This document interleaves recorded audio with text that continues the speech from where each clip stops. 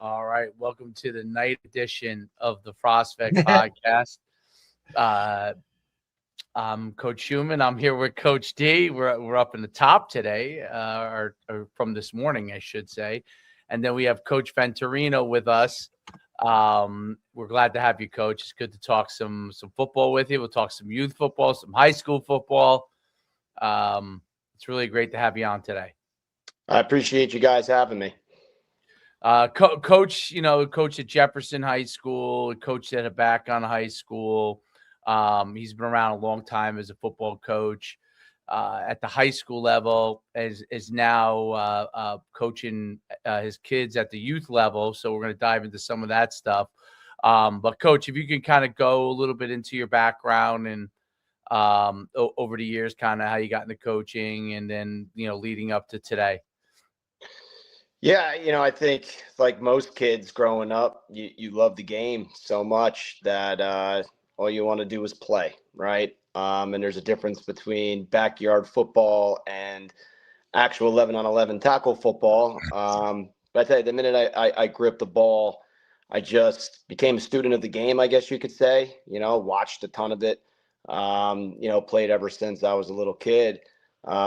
Fortunate enough to be around a lot of good players growing up, whether that be youth, high school, or even college. And I got the opportunity to play all the way through, into my college years. I think, Coach, I knew in like middle school that I wanted to coach. And because of that, you need to teach as well, right? So for the most part. So I went into college, I went to Moravian College and, played football there and became a teacher and got me the opportunity to, right out of school, get into coaching. So, I played at Habakkuk High School, and that was my first teaching and coaching gig. That was back in 2006, the fall of 06. So it's about 20 years ago. All right. So this marks 20 years of coaching and being around it from a coaching perspective. Something like 35 years in overall, from playing since 5 years old and up. But, I got the chance to coach at Habakkuk High School, my alma mater. Coached under Paul Raduzzi, who was my head coach. Got the opportunity to win a state championship with him when I was a senior in high school. And I got the chance my first year as his freshman coach to see Joe Martinick, if you guys know him. We were just talking about him. Dude, He's like still having the record for most rushing yards in history. No doubt. And I was fortunate enough to be on the sideline when they played Kittatinny, just watching a game as a freshman coach when he broke that record. So that was a special moment in Habakkuk history as well. Yeah. Now, when he was a junior, they won the second state championship for Habakkuk. I just missed that. I was a senior in college, but I did go to that game at Rutgers. But he had a heck of a team around him too. The likes of like a Zach Ray, right? National state championship wrestler, national wrestler at Lehigh University, absolute stud. So, stud. For a small town in Habakkuk, we've produced some big time names. But then Gary Andolina came on in to be the head coach, and he coached under the great Drew Gibbs over at Ramapo. He was his O-line, D-line coach. They won a few state championships there. And he just wanted to get closer to home. He was a Byram guy, and he had just had a daughter, and he just wanted to be closer to home. So he got the head coaching job at Habakkuk. My second year on, I worked under Gary, and I learned so much from him, right? He's been a mentor to me, and I still talk to him, 20 years later. But him and I coached together for 10 years, the 9 years at Habakkuk, and towards the end, and I got the opportunity to be the offensive coordinator early. I was like 23, 24 years old. Oh, God bless you. Yeah, learn the hard way, right? Sometimes that's how you learn, Shit. A sink or swim situation. But, in my last 3 years there, I was looking to be a head coach, and stand-up dude Gary he's like, listen, I'll step down and you get your shot to be the head coach. I'll stay on to be your O-line, D-line coach and your defense coordinator. So really nothing changed except for I sat behind the seat and dealt with the parents, and he got to just coach football. But, we worked together. We had a lot of great seasons there. We won a division together. We were in the playoffs a bunch of times. Did some good things there at Habakkuk. And then I had an opportunity to be the head coach over at Jefferson. So I jumped ship to the other side of the Lake Habakkuk. And Gary came along with me my first year to help me get the base and the foundation. He came over to be my O-line, D-line coach. And, 6 years later, we won a state championship in 2021. That was an awesome, experience. And 2022 coach was my last year coaching high school. We made it back to the sectional semifinals, lost to a real good Westwood team. And then Always so good. always so good. They're always at the top. In the last 3 seasons, I've been in the youth world. So I live in Green Township, and my kids play for Newton Youth Football. And I was just, my youngest was in tackle, and I was trying to do both as a head coach at Jefferson, driving late at night to Newton. And it was just hard. I caught myself staying at Jefferson late nights and just missing out on his stuff. And then my youngest, he got into tackle football in 3rd grade or 2nd grade, and then they were both in. And I'm like, man, my whole life I've been coaching everyone else's kid. I think I want to coach mine. So I stepped down and became a full-time youth coach, Coach Schumann, like, we were talking about before. And, Coach, I'll say this, being on one end of the spectrum, won a lot of big games, won a state championship. I've lost a lot of big games too, right? I mean, I once lost 62-0 as a head coach at Jefferson. So I've been on all ends of the spectrum. And you see how it all works at the high school level. Then you go down to youth and like really started down at pre-clinic of tackle football, right? And I've been with my oldest son, Zach. He's a 7th grader now. So that's 5 years with that group. Next year, their varsity year in 8th grade will be 6 years. And I look at these guys and I'm like, listen, I've never been with a group this long, right? High school's 4 years. Most of the time, freshmen, you don't even coach them. So you get them for like 3. I'm looking at these guys. I'm like, man, some of you guys are starting to grow mustaches now, armpit hair and all that stuff. And it's like, it is super cool to see. You see all the good, but you also see all the bad and how it starts getting rooted in at such a young age, whether it's parents, whether it's, just running an organization. And the tough thing is you're doing it all voluntarily, fellas, right? Right. And it's just, it's a lot of time. It's a lot of work, and a lot of what people don't see that you put into it is really the struggle, right? And it's like the monthly meetings you have and like dealing with the equipment and nothing really, I laugh at it with the other guys that are on our like Newton youth board is just like, you went from being a head high school football coach to a youth coach on that board, helping with everything. It's like nothing's changed except for expectation, and you don't get paid, Yeah. As far as time is concerned, you're putting in just as much time because that's how you're wired, right? You want to compete, you want to do right by the kids and develop them and make sure they're having fun and juggle playing time. And when is it the age in which it's, winning is more important. Listen, it's a lot to juggle, and it's a vision that you have to have with your staff, and not everyone's going to agree with it. But, at the end of the day, you hope you're doing right by the kids. Absolutely. I think that it's, I felt very similar. When I stepped down, I think a big part of it was, COVID, and the guy that was our AD was no longer there. And then it was a different group, and COVID made it tougher, the process tougher. And I just, it was kind of like we really weren't aligned anymore. And but one of the things that like made it clear for me where I wasn't going to get into like what I used to get when I was younger, get into like, the whys of like, how can I help push this through so we could figure it all out and keep working together type of thing. Reason why I didn't even kind of get into that, where I probably would have 10 years earlier, was because I went to like, I showed up. I told Derek's heard the story a million times, so I feel bad because he's probably bored of the story by now. But I showed up at like my kids. He might have been 5, maybe. He was playing soccer, and I came out of like a Saturday workout or whatever we had with football. I don't remember, but whatever we did on Saturday. That's what happens when you get out of it for a few years. You forgot like exactly your whole entire schedule because your schedule's a different schedule in youth. But whatever our workout was in the morning, and I came there to his like soccer, and he was like crying and on the side, and I didn't even understand what was going on. You know what I mean? And I was like, wow, I'm like, I really don't even know what's going on. And then to boot, I really didn't even want to deal with it. You know what I'm saying? Like, because I was like, I saw it. I like tried to help through it. I really didn't understand what was going on. He didn't even really want to listen to me, trying to help him to get back in there or whatever. And my wife was kind of like, when I came up there, she's like, oh, he's crying. He won't go in, or I don't, I didn't even know. But I also didn't have the patience either at that point either. Right. And when I walked away from there, I was just like, I've been coaching for at that point, it was like 20 years. And a lot of it as a head coach, much like and I was like, what? Like, I don't even know what's going on with my kid. Like, I'm like, and now he was when he was 1 to 4, or 5, the early part. Like, obviously I saw him a lot because as a high school coach, you still get to see your kid a lot. But it wasn't like I was like that worried about anything, go play with him, throw the ball to him, whatever. When he was little, it wasn't a big deal. But now that he was starting to play sports, and I was just like, I don't even know what's going on. I have no idea. And I'm like, I just kind of saw this vision of like, if I kept coaching like I was, even though I love coaching, because I'm like you are, and I'm like there, like I'll be all caught up in it. You know what I mean? 10 more years will go by, we're like this, and my kid will be 15, and I really, other than like sending the people to work out and talking to them, I won't know all the ins and outs of what's going on because I just won't have the ability to do it as a head coach in high school.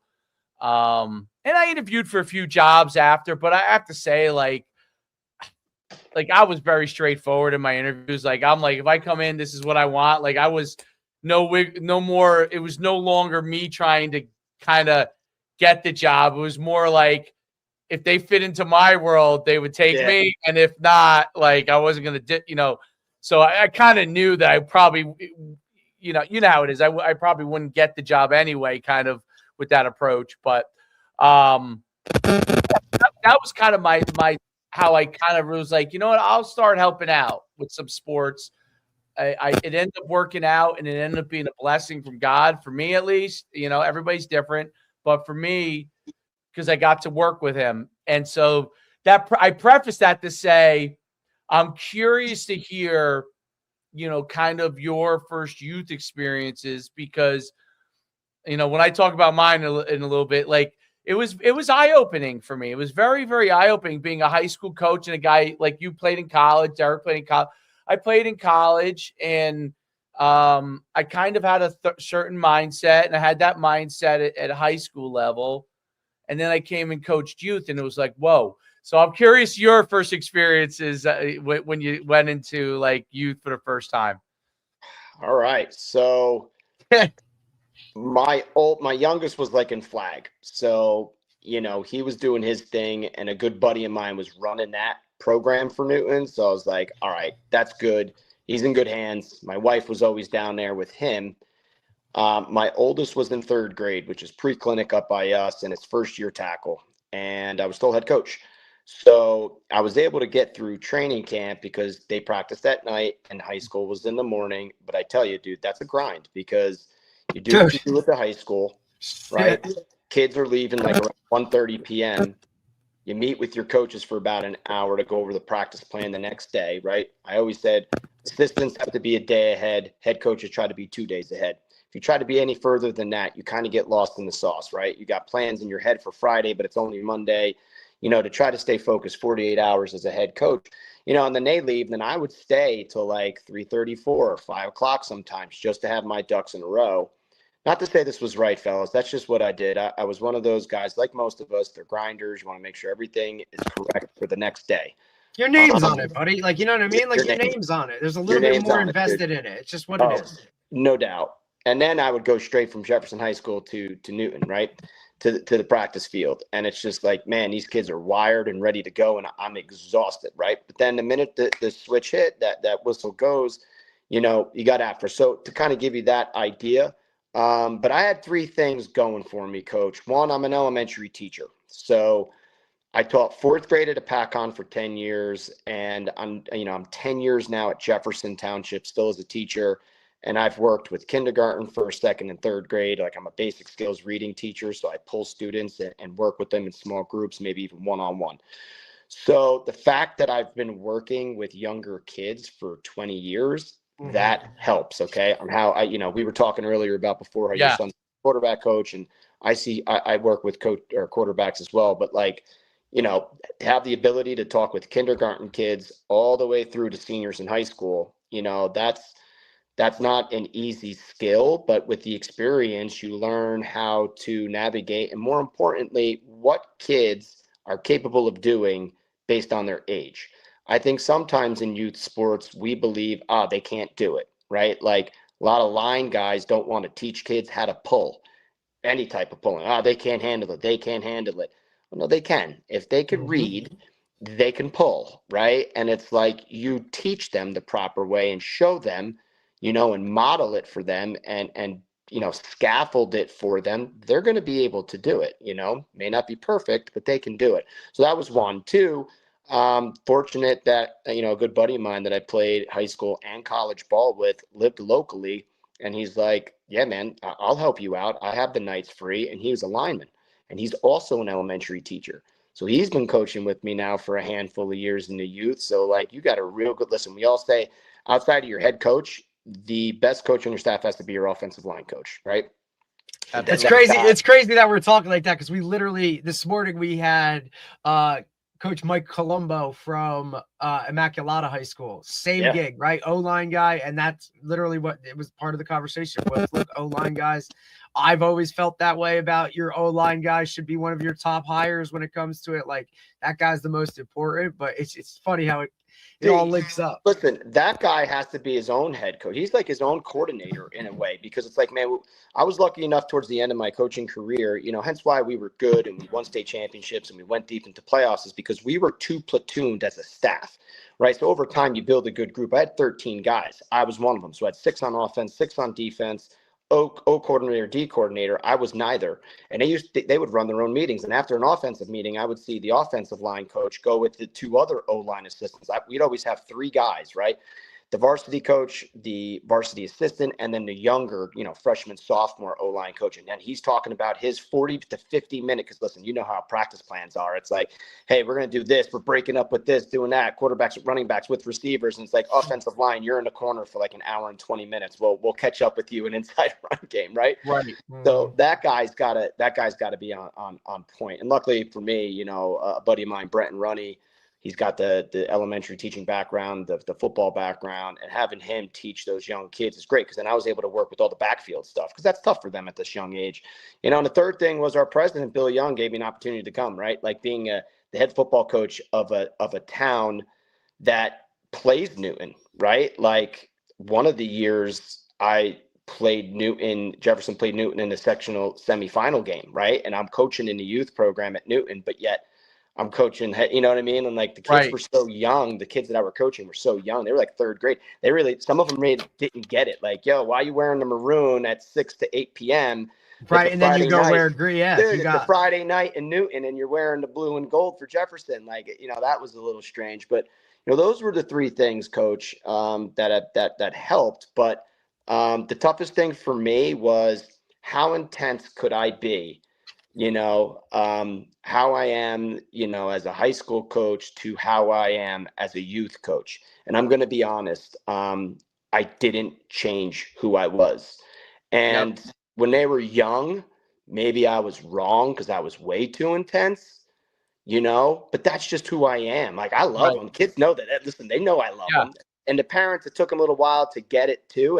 And they know it now too, this group. Like, but it was just like, I couldn't turn it off. It was like, you just want them to be so great, because on game day, everybody wants to win and everybody wants to do well, right? All the kids want to win and go get an ice cream, right? And it's like, they don't get that. Like, you want to be part of the outcome, but not the process. And the process starts like Monday, and they're like, yo, why are you so pumped up on a Monday? Like, we don't play till Saturday. And it's like, you don't get it, right? And it's like, now they do. And we have playoffs as you get older. So the 7th grade group I just coached, they did win their, championship in their league. And to see them hoist the trophy and the smile on 12, 13-year-old boys' faces. And that was that aha moment. Like, man, now I know why this guy's been working as hard since 3rd grade, right? And it's like, listen, all of that, Coach, it's been a ride, a roller coaster. Next year is the last year I'm coaching that group. That'll be 6 years.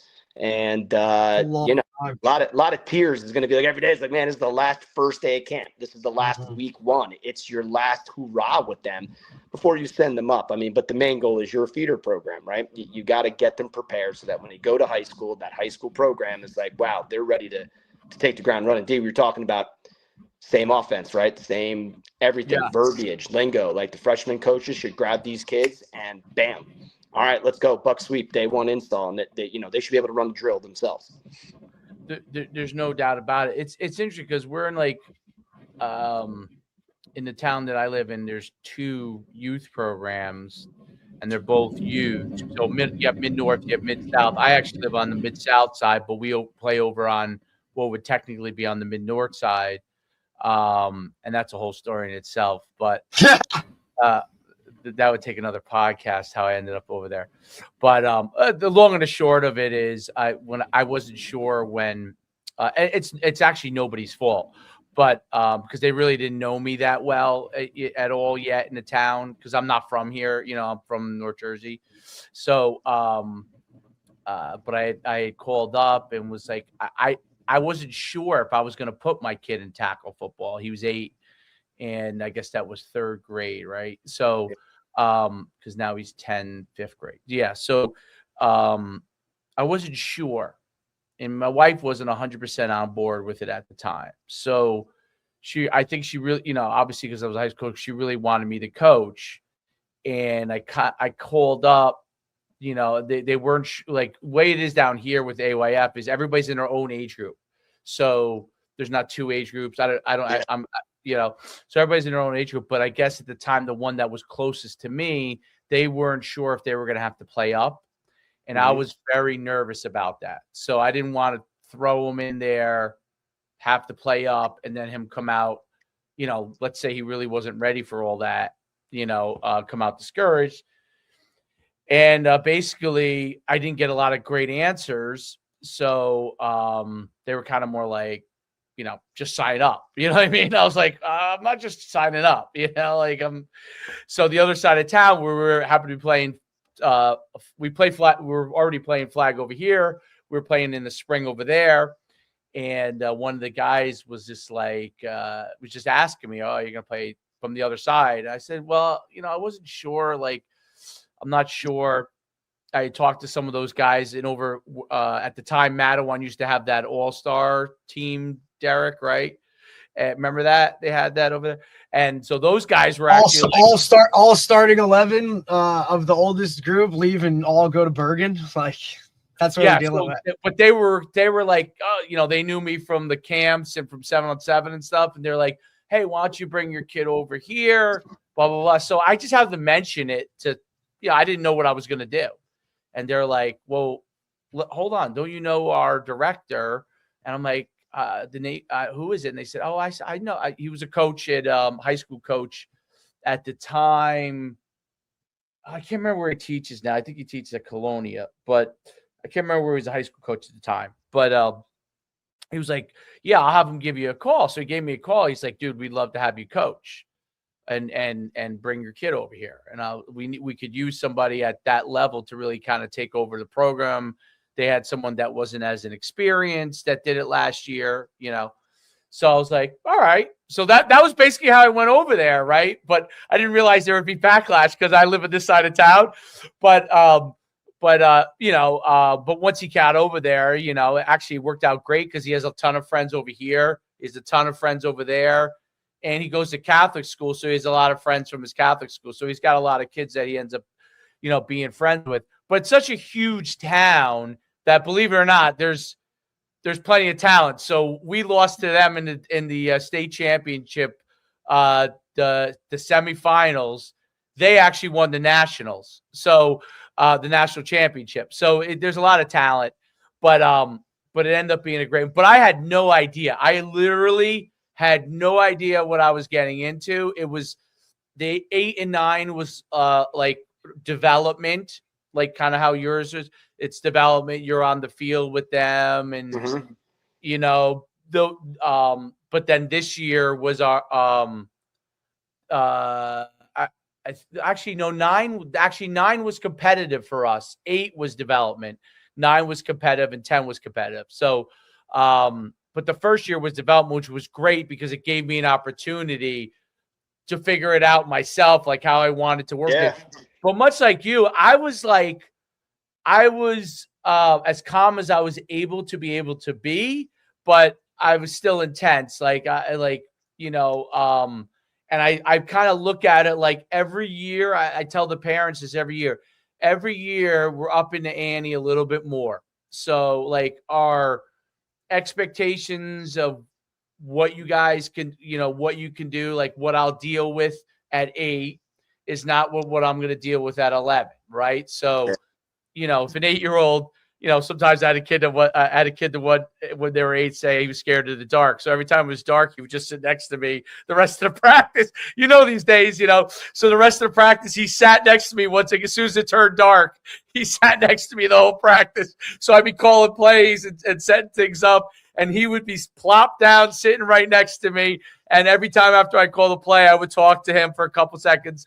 He would get in the games, but he wanted to be on the team, but he was still a little kid. Obviously now as it got to be 10, they're much more intense. I mean, this year they were very, very intense, very, very, very focused. And this year they all wanted to work out. Like, they're like, what are we going to do in the off season? I'm like, well, I can put something together for you guys and we could do it. I mean, nowadays there are plenty of trainers you can go to, but if you want us to all work together, I'll put something together on a Sunday. We'll get together once a week. We'll work on skills and some speed stuff and some strength stuff, and get them better over the course of the off season too. But like that's my thing, is like keep it. But I think it's really interesting. I'm curious if you thought like how you were able to deal with the parents in the beginning. Was that a harder part for you coming from high school where you have more of a separation? They're also your peers, right? Because they're a lot of times people you're friends with. So I'm curious how you dealt with that when you first got into it. I'll say this: when you're in high school, it's your job. So you're going to be professional, and you're going to go about handling it as professional as you can. Not to say you shouldn't do that in youth, but when you're volunteering, it's different. You're right. It's like, hey, I don't see you putting in not only the time on the field, right? Like, if you're going to be successful and win games, you're putting in more time off the field in your preparation than your time on the field. So that's the time that then the parents don't see either. I mean, my wife sees it. my kids seen it, but they probably think that that's how it is with everyone because they've been seeing that's all they know forever, right? And it's like, I find it that I spent more time. The two things that I spend the most time with is watching film and developing a practice plan. It takes me hours to develop one practice plan because, it needs to be so spot on so that you can be as efficient and effective as you possibly can. And the elementary teacher in me makes sure you get all the 3 ways a kid can learn. Yeah. So like the kinesthetic is obviously you're moving out there. The auditory, everyone's also speaking, but the visual learning is important too. We are lucky that our practice field is next to our shed. And I told the guys that I'm close with on my staff that it's like a big bay. The town gives us like a big bay, the DPW. And we have all of our shelves for all of our equipment. It's a big cement rectangular prism.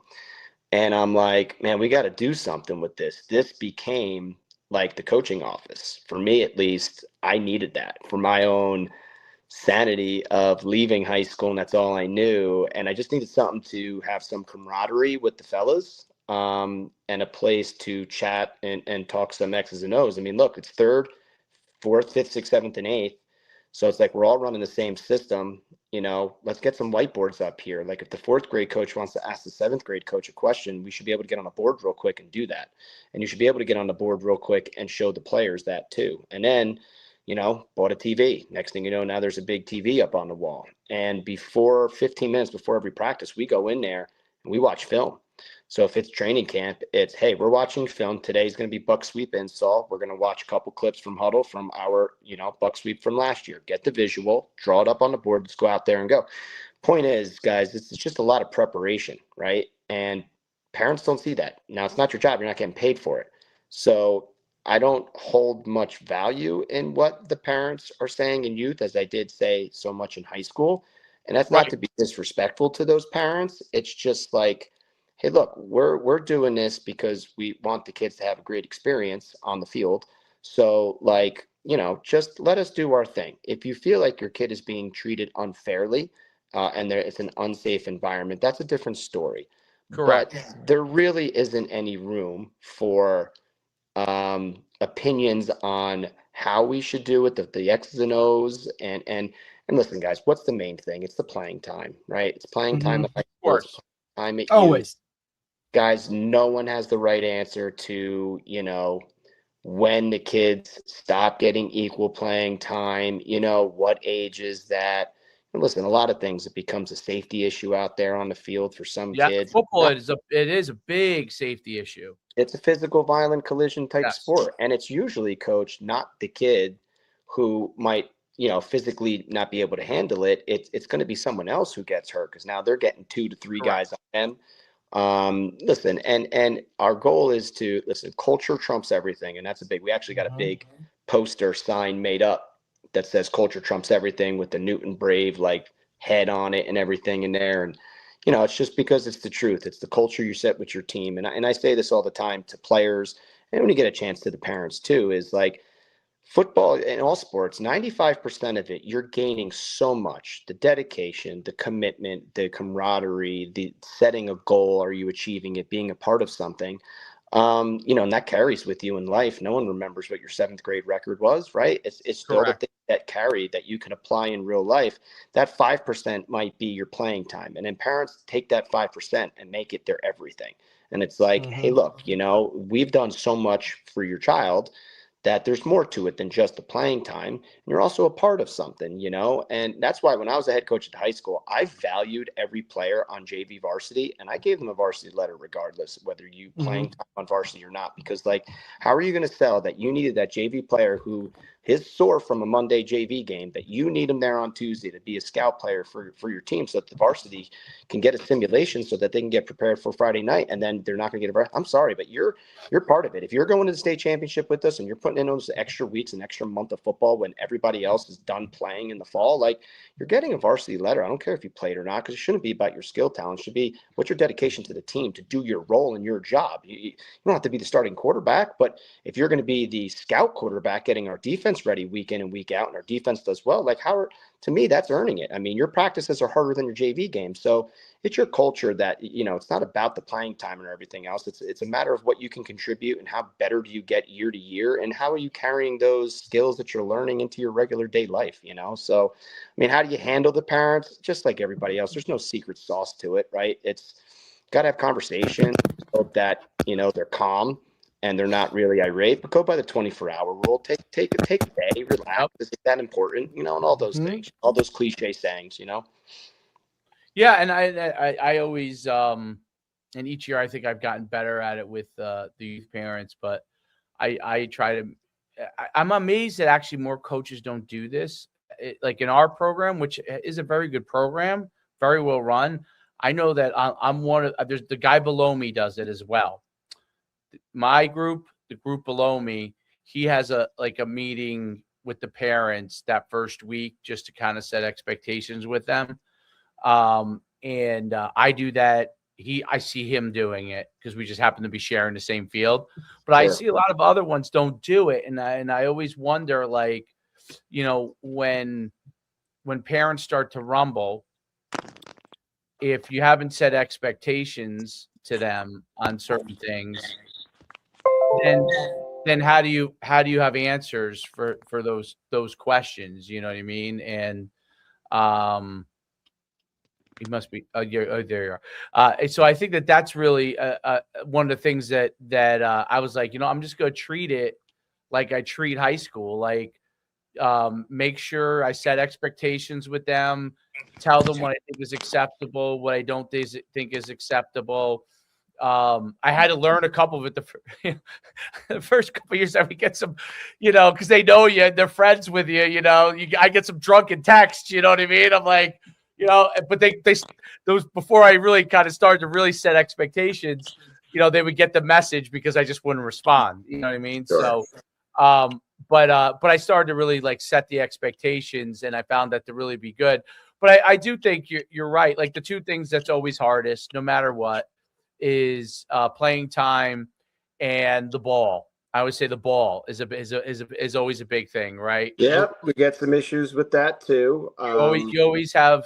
I think those are the two. To me, has always been because I know, like I tell them, like you'll watch our practice. I tell them, not that I'm not judging what other people around me do, but the way that we teach tackling, like we do the rugby style, like I went and got myself certified on Avantis to be able to teach, advanced level rugby styles. I bought the pads, the rugby stuff from the rugby stores and stuff like that. Derek recommended to me the what's it called again, Derek, that I use? The stuff that goes around your waist for scouting. Oh, the Go Routes? The Go Routes. So I got the Go Routes for them to make us much more efficient, especially for the defensive practice, so I could run the offensive scout when the defensive coaches run, so I could get those guys going really fast. Like we would get, because sometimes, when you're going through stuff on offense, it takes a little longer.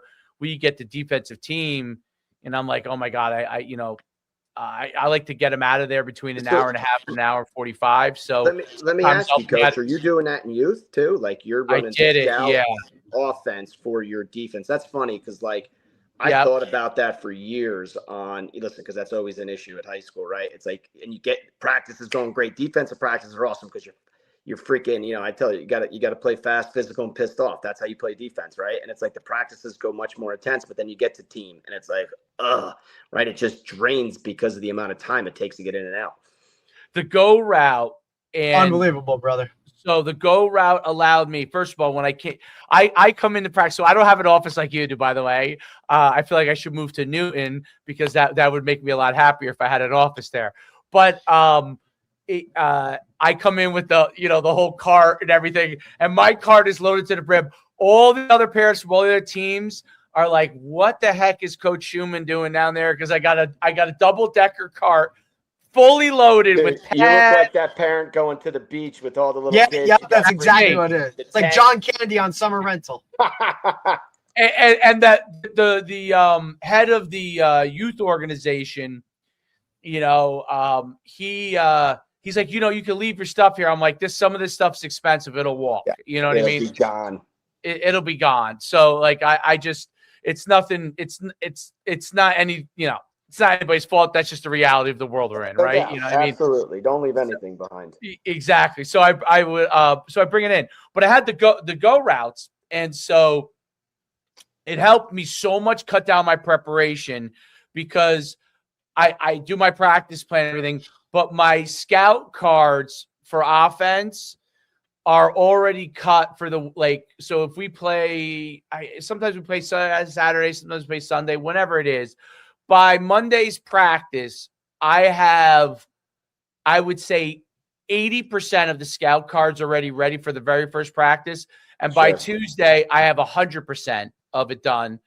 And what allows me to do is, so if I get caught up for some reason, you know what I mean? Because I said to parents, hour and a half, hour and 45 minutes, I don't want to go over, and if I get caught up and I'm like, oh my God, I only have 15 minutes, I know defensively, the defensive group is going to have no problem because it takes them about a minute or two to get everything on.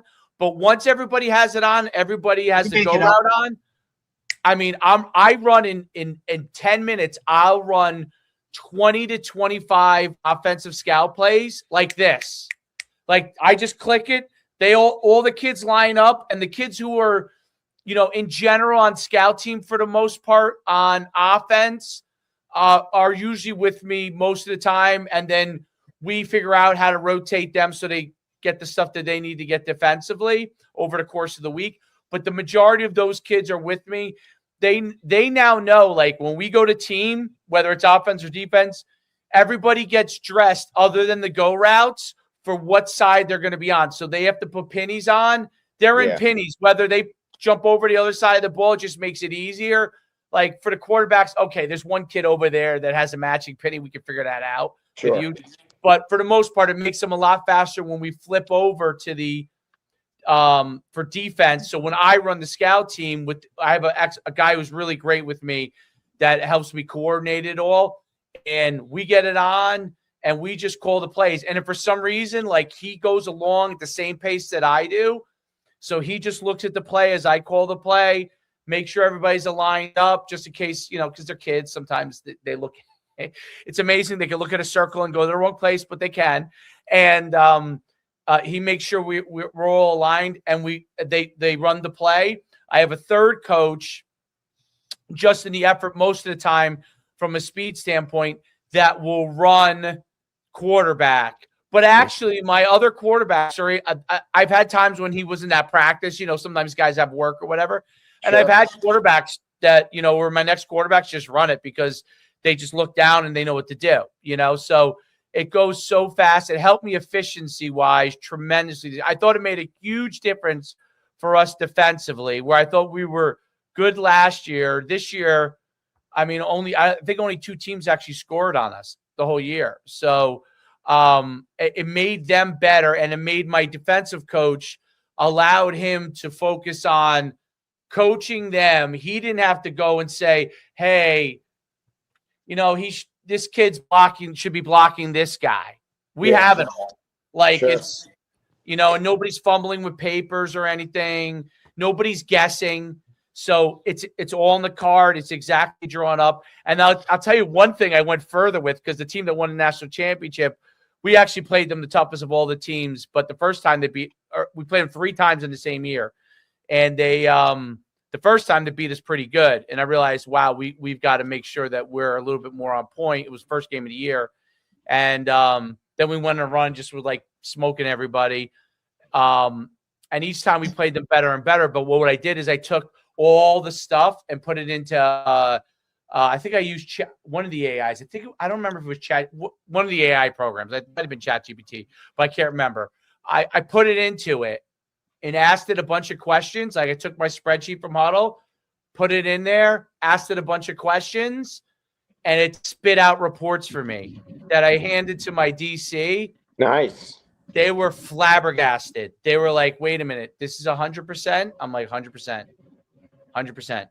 They're like, okay. So, and then we learned over time, okay, well, this kid, even though the play was 100% this way, this kid's a really good athlete. So he actually, from learning from putting it into AI, we realized that the kid is going to the B gap. They run the wing T, the team but they don't really pull guys, but they run the wing T, and the back is such a good back that he's B gap to A. Sure. And he'd make you. So if you overcommitted, he'd make them right. He was a heck of a back, and he would make them right. But the AI helped us out so much. So we had all this stuff going. Our practices were super efficient, and the parents, like I said, the only complaints any parents would have would really ever be how much time their kid gets, and the ball, right? And I said, like,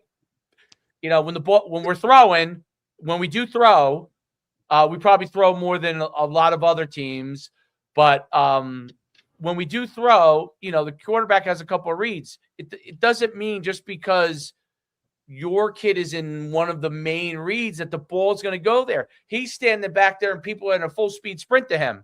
You know what I mean? Like, he's making quick decisions.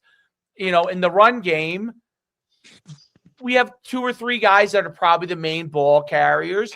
Other kids get 1 or 2 here and there, because I do try to spread it, if I can.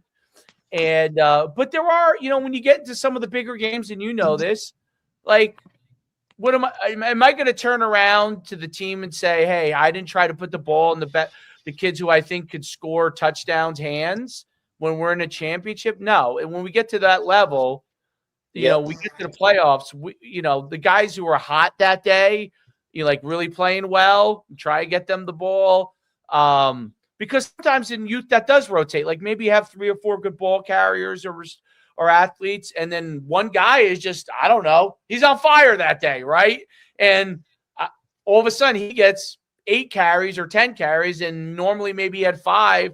I tell parents, that's how it's going to roll. When we get to playoff time, I'm going to see who's hot. Like, and I mean, in the first round of playoffs, my son had a foot injury most of the year because he was growing, and he's got this like Severs, which has gone away, thank goodness. But so we didn't run him very much. We really just had him throw, and he can run, but we just didn't have him run that much because I just didn't want to put him in that much pain. But in the first round of playoffs, like, he felt good. So he threw and he ran great, and he scored and he threw. And that was unique. He might have scored 2 touchdowns running the whole year. He had 1 in that game, and he threw. Yeah. So I said, like, then the next round where we lost in the semifinals, we had a kid that was running the ball unbelievable. And, I kept feeding him the ball. I'm like, listen, I'm going to feed him the ball. Like, he was giving us the best opportunity. He was having a great day. He actually threw a touchdown pass that day. And so, I said each game is different. And so parents have learned to understand that. But it is wild with the I always tell parents this. I said, I think you should always do whatever is best for your kid. I will never tell you, where you guys are, people are going to be less likely to move to another program because you're probably farther away. Where we are, there's a lot of programs around us, and they probably could move somewhere. And I always say, when someone asks me, I say, you don't have to avoid me. Like, I get it. I could tell by the body language that you're not happy. I could tell by, I coach for a high school just like you have. I could tell when a parent's not happy, and it's usually not the kid per se. It's usually the parent that's not happy. But I tell them, I'm like, you have to do what's best for your family, and we will be fine. Like, the one thing I learned about youth is there's always a new kid coming out for football the next year. There's always a superstar that mom now allows them to play this year, didn't allow them to play last year. So we'll be fine. It's about the culture, like you talked about, creating a culture of what we want them to continue to learn. Yeah, you got me there. Yeah, you're not wrong there with any of that. Listen, as far as with the ball, who's getting the ball, like, listen, you could talk about it. People could talk about it. Parents could be upset about it. Me personally, I don't care. To me, it's you're coaching, you're taking what the defense is giving you, and whatever that is, it is, and whoever's number needs to be called gets called that day. Correct. You roll with the hot hand. You roll with what is working. And a simple answer is, who doesn't touch the ball ever? Linemen. And those parents can say whatever they want out of that alone. So I don't really put any stock into who's touching the ball. Although others will, right? Parents will. Yeah, of course, sure. Damn right. That's not something, like, most of the time I just try to mute that the best you can. I don't want to be like a jerk about it, but I don't care about. That's not a focus. I'm not thinking about that. Now, what I do like to do, and I've learned through the high school days, and we learned on the sideline. I have a coach. I did it in high school. I do it in youth too, where a coach, I got 2 responsibilities on the sideline. One of them has all the players' names, and it's tally marks, like how many times they touch the ball. Right. I like to look at that at halftime. It's good information, not for mommy or daddy to be happy with you. It's, okay, oh man, Johnny's a good player and he's only touched the ball twice. Okay, I got lost in the flow of the game, and let's look to work him and get him going a little bit more in the second half to help the team win, not to satisfy mom or dad or even the player or even the player, right? The culture, going back to that, is like, you got to do what is best for the team. And as you get older, the most difficult team you'll ever be on is your family, right? Being a husband, being the father of your house. You raise kids, you pay bills, you go to work, you coach, you do all these things, and I tell my oldest, I'm like, every day you're a day older, it's a new day for me to parent. I have never parented a kid who's 12 years old and 42 days old, right? And then the next day it's 12 years and 43 days old. Like every day is a new day for us as parents with your older one. Your younger one, you have experience through the older one, right? But your kids are different. But getting them to believe in that culture of doing what's best for the team is only going to help them in life, because could you imagine going to your boss and saying, "Hey, I didn't get that promotion. That's unfair." Like, and then, you know what I mean? Like, people do that. Don't get me wrong. But at the end of the day, you have to face it. You didn't get the promotion. You didn't get that, raise, whatever that might be.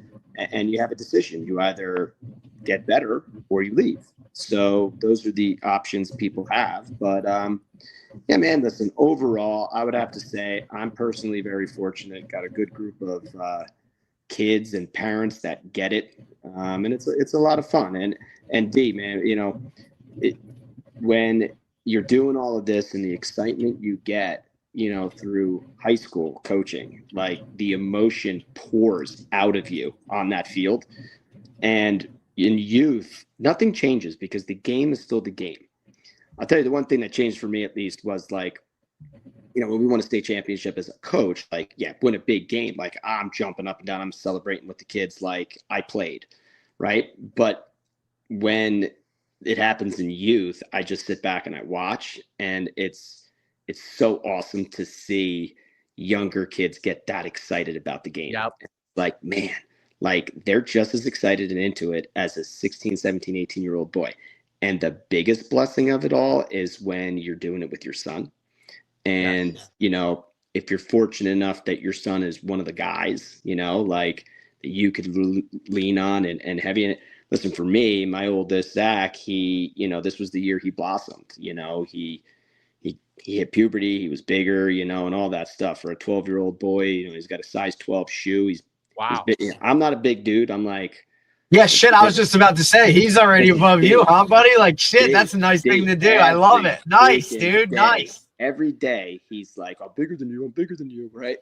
He ain't wrong, I guess. He's not. Listen, he's like a day away from it. He's 5'7", like 135 with a size 12 shoe. And Coach, going back to what you were saying, like he's growing daily, so he's always in pain, right? But it's like in that championship game, there were a lot of plays and a lot of opportunities where, like, I'm like, I got to lean on you, buddy. We got to do this, to win for your team. And I think the best, like being an offensive play caller for all of these years and just learning all sorts of the game, the best setup any coach could have is when your son's the quarterback and you're the play caller or the visionary of the offense, and like you live with that kid. I could only do so much with my high school quarterbacks because listen, I've always said quarterbacks, I played the position my whole life through college. Quarterbacks are the extension of the head coach or the extension of the play caller, right? When they're out on the field, there's got to be like an extension cord that we can't talk to them in headsets in high school or anything like that. So it's like when they're out there, they got to be you. They got to be you. Yeah, not yet. So you could only do so much with them a couple of hours after school, right? Where like I'm saying, I talked to my son about it the other day. I'm like, man, I bumped into you in the hallway and I'm just like, yo, check this video out, like on Instagram, or hey, dude, it's like, let's get on a whiteboard. Like, let's draw mesh, like let's draw a quarterback buck sweep. Like you get any point at any part of the day to be able to talk to him and make adjustments and make tweaks.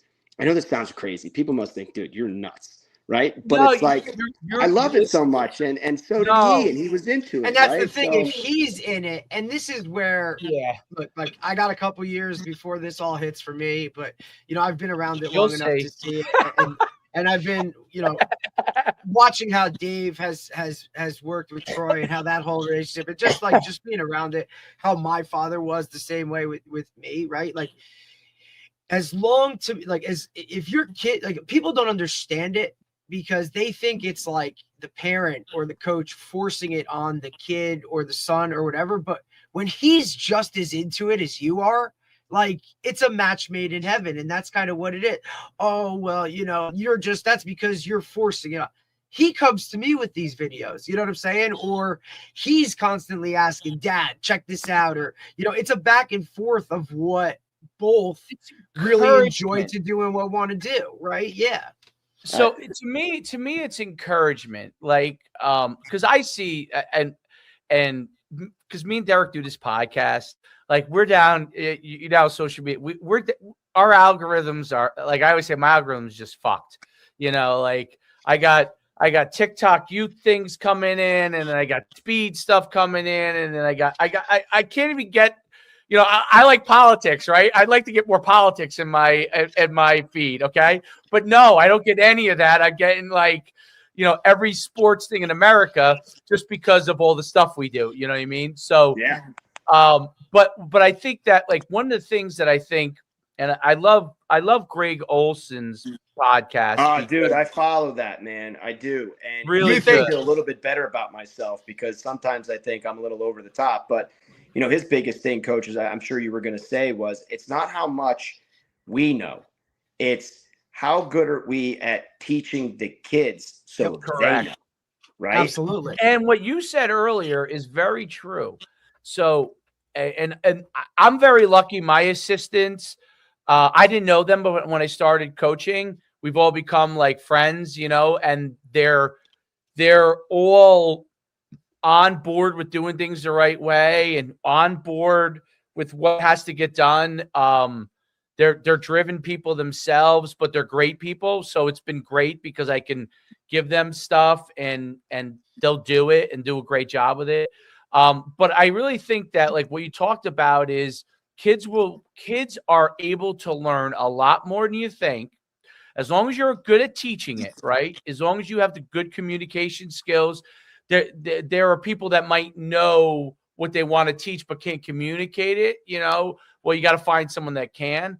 Sure. Because if you could communicate it, they will learn it. Like you talked about the polling, like we polled this year. Like we're not like wing T per se. We're in gun a lot, but we have a lot. You know, our blocking scheme is wing T. I mean, we're gap down back. Area blocking is area blocking. Every offense has power. Every offense has absolutely. I mean, that's how we block it. That's how we teach it.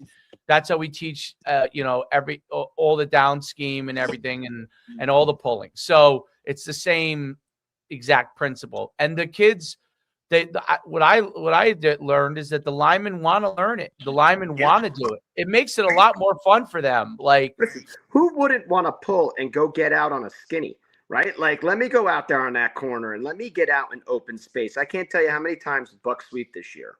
You know, we were fortunate that, you know, we got some athletic linemen. I'm watching them all play, you know, rec basketball together now. And it's right. fun because it's like, man, I know why we win.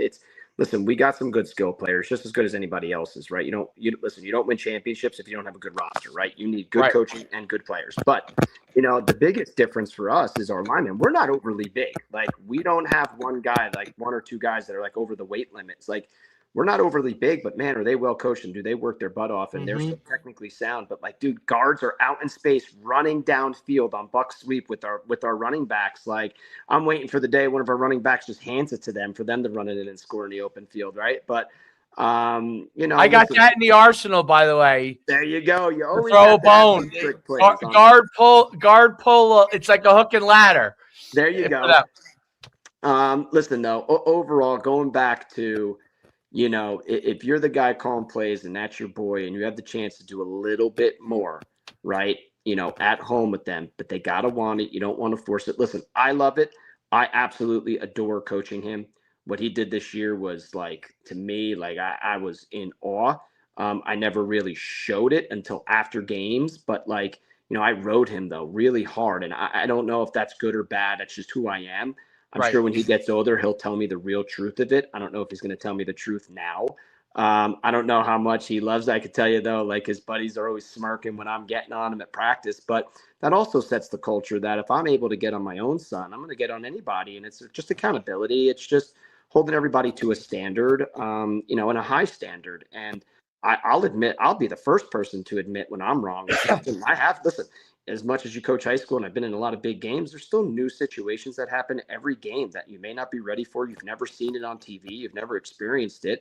I'll call a timeout, talk to the kids and be like, man, guys, listen, I'm going to think this one through for a hot second, you know, and just be open and transparent and show them your vulnerability too, that, hey, I'm not perfect and I'm going to learn it. And hey, I'm at the point now where I've been with them for so long and we have, listen, we're not Greg Olson and Luke Kuechly by any means, but my buddy and I and our defensive line coach, the three of us happen to all play at Moravian College together. So we have three collegiate like guys coaching them. And, you know, that goes a long way. But there are times where the three of us are in a huddle with them, like, hey, what do you guys think here? Like, you know, and they'll say, hey, QB sneak right now, let's hit it. And it's like, okay. And I think the biggest thing is once you gain your trust from them, and I think that's the biggest thing with my son and I this past season, we got midway through the season. We came off the bye week. So we were preparing for this team for like 2 weeks. And like the night before the game, I said to him, go get your notebook out. I go, you're scripting the first 10 plays of the game. He looked at me, he goes, really? I go, yeah, dude, script the first 10 plays and I'm going to call them. If they suck, it's on you. Only you and I will know. I said, or, you know, it'll turn out to be some big stuff. And we did. We, you know, listen, I tweaked a little bit here and there with him, but like it was his ownership of those plays. And we did. We got the ball. We opened up. We scored. And, you know, it gave him a chance to see the game from the coach's eyes too, which I wish, you know, looking back at it, like if I saw the game a little bit more from a coach's eyes than a quarterback's eyes, that would have helped. But listen, man, it's all about learning and it's all about, you know, all the good stuff that we love football for. And, you know, I'm fortunate to be around it with them.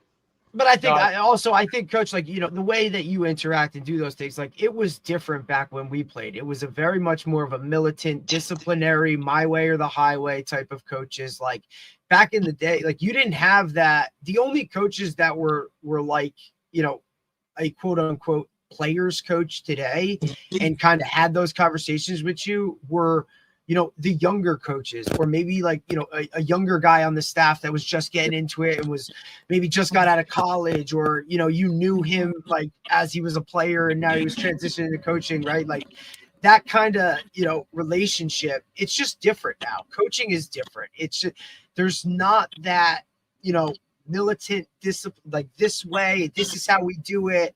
Don't talk to me unless it has to do with this type of thing. Like coaching's evolved and changed a little bit with just how society is, good, bad, or indifferent, right?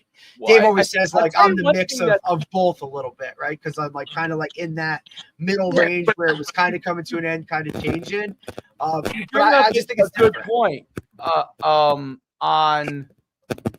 So one of the differences with youth is that all the coaches are adults.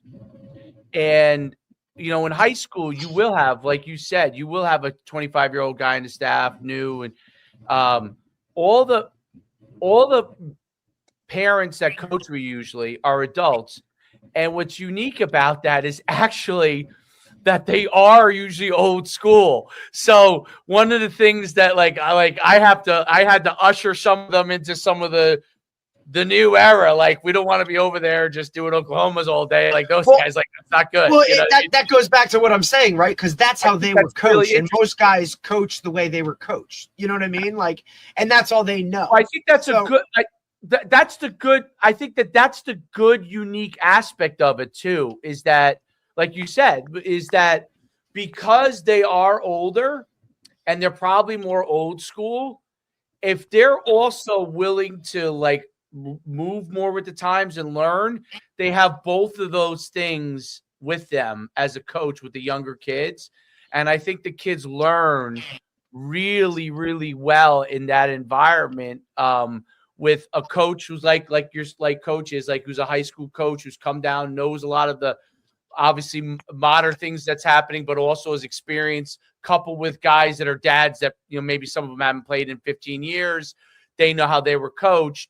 And then bringing those guys who have that hard-nosed already approach to it, tougher approach to it, teaching them some of the new stuff. I've watched some of these guys really get some aha things that I would have not thought, like they were really, really old school. And I would have not thought that would have been on board with it, but were like, saw the results, and they start to send you. I wonder if this happens too. We're on like our group chat. We all are on an Instagram chat too. Like, where guys are sending clips of this. And what do you think about this? You know, I don't love this. Oh, this is awesome. Like, let's use this, you know, and you get all that kind of interaction where what I think is what's become a really cool thing about youth is, in the end game, I think for the most part, most of especially the parents you coach with, they want their kids to succeed as much as they possibly can. and you're on the same page with that.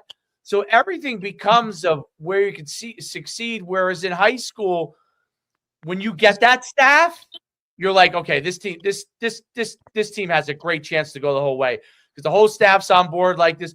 But a lot of times you have staffs that a guy might be interested in going somewhere else one day, or he's young and he's just learning, and like you could only give him so much.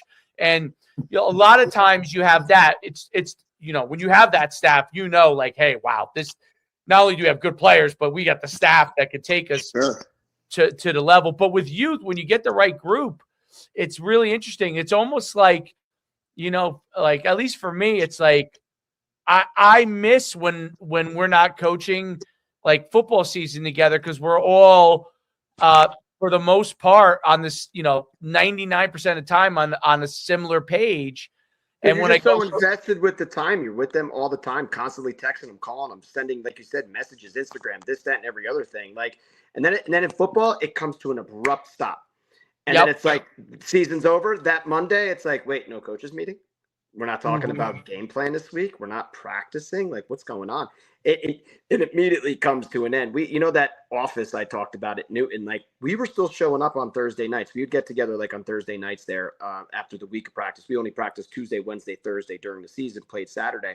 So Thursdays we'd be done and we would just hang out, watch a little bit of the Thursday night game on the TV and maybe get a pizza and just build that camaraderie, that culture that we talk about. We were actually doing that after the season because it was like, man, we love hanging out together and we just don't want it to end. And then eventually our wives were like, what the hell you're doing? Get the hell home. Right. So, that's everything that we're talking about right now. Indeed, to piggyback off what you're saying with coaching, man, you got to coach with multiple hats. Like, don't get me wrong. I am very old school with how I practice it. Yep. I was a little soft on the players like my second season or third season being a head coach at a Pac, and I'll never forget this. And then it was like, what am I doing? This is not who I am. Not who I am. That little bit of softness, it showed on the field. And it was like we were playing soft. And I'm like, whoa, this is not who like I ever played as or guys I've been around. Like, this will not happen. Two things, you're going to be tough and you're going to be well coached. That's who we're going to be, period. And then, you just got back to that militant way. But at the same time, you're able to, after you're getting after it, go off on the side and talk to a player and totally be off topic and touch your tone of voice. Go up to a kid after you just reamed them and compliment them. It's the old sandwich, right? Say something nice, get after them, end it with something nice. Put your arm around them at the end of practice. Be like, hey, man, I know I was on you right there, but you responded. You did a real nice job. Like, way to step it up. Or, hey, what'd you learn today? And then, listen, at the end of every practice, kids would take a knee. I would totally take the hat off of being the militant guy and just be like, all right, man, what did we learn today? Give me 3 things. What'd you learn? What'd you get better at? Bing, bang, boom, things like that. Have Absolutely. Pizza parties with them, if you scored a defensive touchdown, we would get Wendy's or McDonald's for the kids. You score a special team touchdown, we're getting pizzas, so you have to make it fun too. Right? You got to draw that line in the sand. Otherwise, 7th grade boys will completely eat you alive because they're at that age where they're immature, trying to find their way, but at the same time will work and want to do anything for you. So you got to have that middle ground somewhere. Yeah. That's not easy, man. It's not. We brought in the we brought in. I was like, how come we don't have dinners every week? We last year, right? Because that's what you're used to as a high school coach. We did right? Like a pasta party on a Thursday or breakfast or just you're used to that structure, and that's what it was. Awesome. Jerry, it's been so funny to watch. Like, it's been great to see Dave go from high school to like through all of this and how he's like taken the high school model to the youth where it just wasn't part of it, right? So to see like him do all this and watch this like transition of not only like how he handles the team and does things his way, but to watch like now like the other teams around him and the other age levels like start to piggyback and go from there. Piggyback off you, coach? Because that's a good thing, man. 2 things that happen. First of all, the dinners. Okay. I first of all, I like to eat, although I lost 35 pounds, which is probably a good thing. But one of my favorite things of high school coaching was the dinners. Like, it gave you a time to, first of all, you would get to talk to a couple of the parents at the dinner, right? They would make the food and all that stuff. So you get to talk to a lot of times you spend, if you talk anytime the parents, is usually to a dad. Okay. Sure. And I got to meet some of the moms as well, like, because obviously they care, but they're not always as forthcoming. Although that's changed a lot now, but they used to not be as forthcoming and come and talk to you. They used to leave it up to the dads. And so you got to say hello to them. And I used to love the players, like them sitting together, like the coaches. So we the first year, I just kind of went along with what everything was going on because I was new and I was running the team, but like I kind of had to get a feel. The next year I was like, hey, we should have dinners. Okay. At least some of the games. And so we started doing it some of the games. I think that first year, 2 years ago, when we did it, I would say if whatever we played 9 games or whatever, I would say we probably did dinners like 6 of them. Yeah. This year, the parents were like, I didn't even say it. They were like, between my wife and all, like we have a team mom that she's phenomenal. Brittany, she's phenomenal. And they were like, we're going to do it every week. They did it in camp. They did it every week. What age you got, Dave? 10? We're 10. Yeah. They did it every week. It was phenomenal. And then we always give out like helmet decals and all these things. Yeah, we do that too. It's fun, right? Football cards, baseball cards. We do it all, And so the parents really ran with it. But the second thing was the tackling and the structure of practice. Yeah. So people would look over and like we weren't hitting each other that much. And like we were hit, like, team you kind of are, obviously you're thudding and stuff.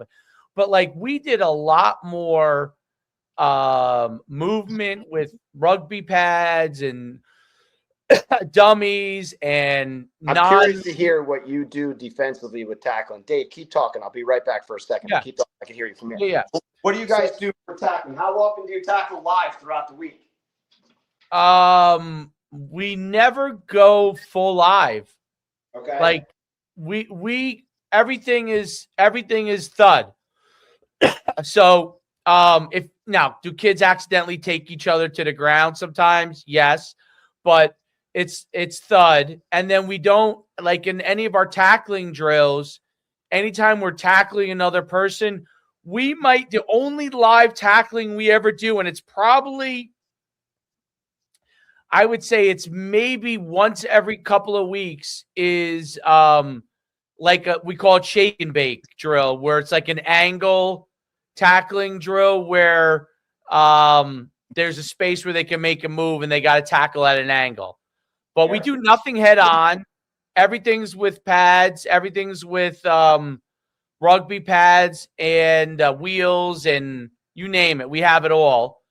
And amazing. Like if you were to watch our games, like if you were to say which team is the best tackling team, our kids are unbelievable tacklers. And we made them learn the rugby style of, near foot, near hip, near shoulder. Yep. We made them learn it. And every time they don't do that style when they're either side, head on, or in front, anytime they don't do that style, we immediately say, is that correct? They say, oh, I went across. Okay. It's near foot, near shoulder, near hip, and they would over and over, and they could recite it. Like if you asked, maybe a couple of the kids that are a little bit out spacey maybe couldn't recite it, but for the most part, I would say like 9 out of 10 of them can recite like what the tackling technique is. And we tell them, listen, in the game, are there times when you're going to be across and, but you're always striving for that tackling form. And more often than not, you're going to be in the best position possible to make the tackle if you're striving for that. In the game, you're getting them down however you can, but because you've learned how to do it, and we do it so many different ways of doing it, meaning like we'll drag the bag, we'll have the bag stationary, we'll have a pop-up. We have the rugby bag that super heavy. and it has an insert in it where you tackle legs. So we do that where we say go, and I sprint, take it to a spot. They got to adjust their angle, tackle it the right way. Then we do it where it's just stationary. Then we do it where it's to the side, and we do this in a rotate. Like we're flying. Like we'll have 4 or 5 state tackling stations. We have the rugby pad where they're tackling at the waist, and we do it. They're getting probably in the, I would say, 10 to 15 minute tackling between all the stations. I would say they're probably getting 25 to 30 tackles in that time period. We could never do that in any other way. I didn't do it that well in high school. I had it Derek we had a pretty good tackling circuit in high school, I thought. But like I thought we did we got a good amount of tackles in. But I upped the ante with these guys because I wanted everyone to see that you could do it without having to go kill each other every single time. Well, because when you went down there, that was all you saw. That's all everybody did. Lining up, smashing each other, all they did. In the ring type shit, like craziness. Well, that's what they do. That's what they do. And the one thing I could say is because like my youngest, his name's Lucas, 4th grade, so he's done. I played him up in 2nd grade. He played flag for a while, and he's like, Dad, can I do tackle? I'm like, sure, dude. So he played it in 2nd grade and then 3rd and 4th. But like those guys can hit each other because those kids don't get hurt, right? I mean, if you're getting hurt, it's because you're faking an injury because you just want to get out, right? But they're like Gumby. They don't have like, you know what I mean? Like they get contorted. I'm like, oh my God, he just tore his ACL. It's like, nah, he pops up. He's perfectly fine. I'm like, phew. But as they get older, right, it's like, okay, they're growing, they're hitting puberty, especially like once they're in high school. Like a tackle could potentially lose your best player for the season. So I get in high school that we were doing that, but like Dave, you had said something like you feel like you became more efficient, like in youth, like you learned, like D, like I'm telling you, dude, like when I get my shot and when it's time to get back to the high school sideline on Friday nights, like I have learned more these last few years. Oh, no doubt. That I would never do in high school. But I'm like, I'm going to take the chance because it's youth football, right? And it's like, let me see what, like, it's almost like I've gotten to experiment a little bit. Yeah. On certain things or visions or ways of doing things. And it's like, let me test it out and see how it goes. And it's like, I'll give you an example. We're going for the championship game. We ran a 3-5 all year. And my buddy Dustin, who was like, listen, the D-line guy is like, I think we should go to a 40 front. I'm like, man, dude, we haven't ran a 40 all year. Now we're going to run it in the championship game. I would have never done that in high school. I'm not saying I would do, but my point is like, I'm like, you know what? Point. What are your reasons? He gave me his reasons. So I'm like, you know what? We're going to practice it all week. Makes sense. We can always go back to the 3-5. Kids know it. They've done it all year. Dude, we came out in a 40. It completely confused them. I would assume it did because we shut them out and we played great defense that day. And we moved kids in different positions that have never played those positions. And I'm just like, I don't think I would have ever done that in high school, and it's just taking risks and taking chances. Like we, Coach Shu, you talked about like Instagram stuff, right? Like we run counter, but it's like, I want variations of counter. So a buddy of mine sent me a variation of quarterback counter from under center. We're a jet team. We offset the fullback. We'll run jet heavy, get on out there. We got in that formation the first time we played this team. We ran a lot of jet, all that stuff, getting out there. They're overloading to it. Quarterback fakes the jet, turns around, literally turns his back, takes 3 steps, turns around, and we're running counter. We only started practicing. We never ran it in a game before, and I ran it like to death in that game. I don't know if I would have done that in high school. I would have said like, nah, you got to practice it for like 2 weeks before you call it a game. It's those things where sometimes you outcoach yourself because 100%. And it's just like, man, they're kids too, right? And even in high school, like they're 16, 17, 18-year-old kids. Yeah, you're chess matching with the other coach, but at the end of the day, I'm trying to confuse the kid on the field. And sometimes you just got to trust your guys. You got you got to run with the dude, Nick Saban said, and it's funny because my buddy sent this to me and I sent it to my son too. When you're thinking about making the big play, don't think about plays, think about players. Correct. Right? Like, get the players. Use it all the time. Forget about the play concept. Oh, they're they're in an odd front. We got to go walk. Send it to the guy who you know is going to make something happen. Yeah, dude. Like, let's just give it to Tommy, bro. He's been killing it, right? Absolutely. And that goes back to the innovation. We overcoach. I'm with you. You're 100% right. The innovation part in youth, okay.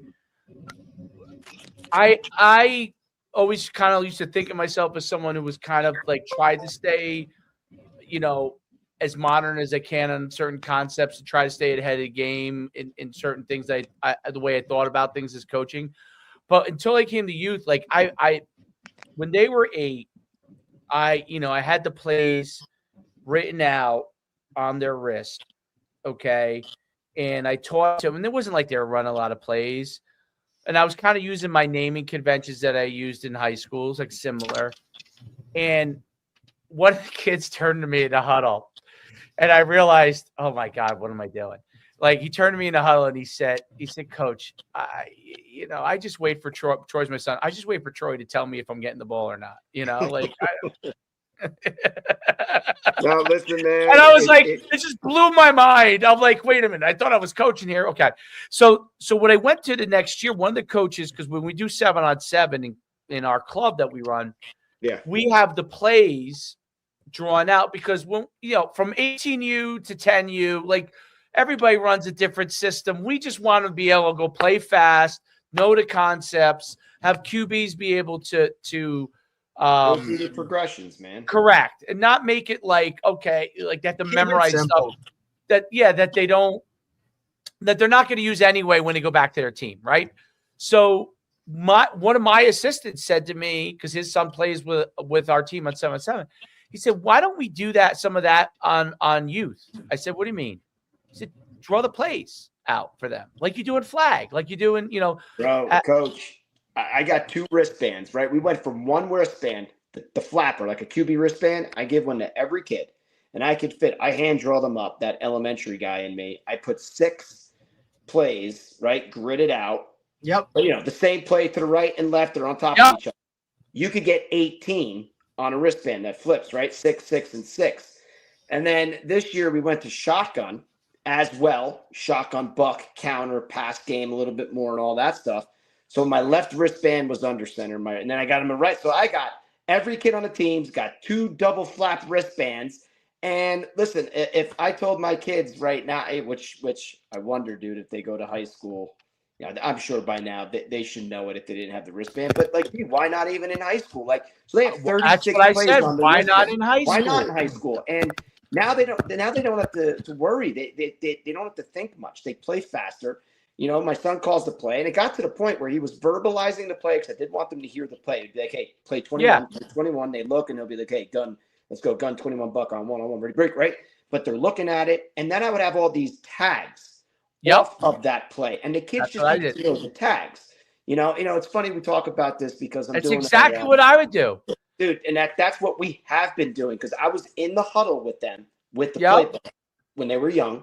And I'm like, my buddy, like, how the hell are they going to remember all this crap? And then we're like, exactly. They don't have to. I put their playbook on their freaking arms, and it's and then they learn some of the plays. Then there are some plays you can call because, like, I added like the tags, base plays they can run in their sleep for sure. Exactly. And but so you want to be creative and do a little tag or a little this. I don't know if they'd be able to do that if they didn't have the base stuff on the wrist, Coach. You're right. Well, what we did was, we did that, which was like, I'm so glad there's another genius around like yourself. I'll take that. Yeah, absolutely. Tell my wife. Well, no, listen, that was another thing that one of the other guys, one of the older coaches asked me. He goes, you guys have a wristband. What's on the wristband? I said, everything. I said, the whole freaking exact drawings of where they go. And he's like, what? I was like, it's not the name? I'm like, no. I said, there are a few plays. Brother.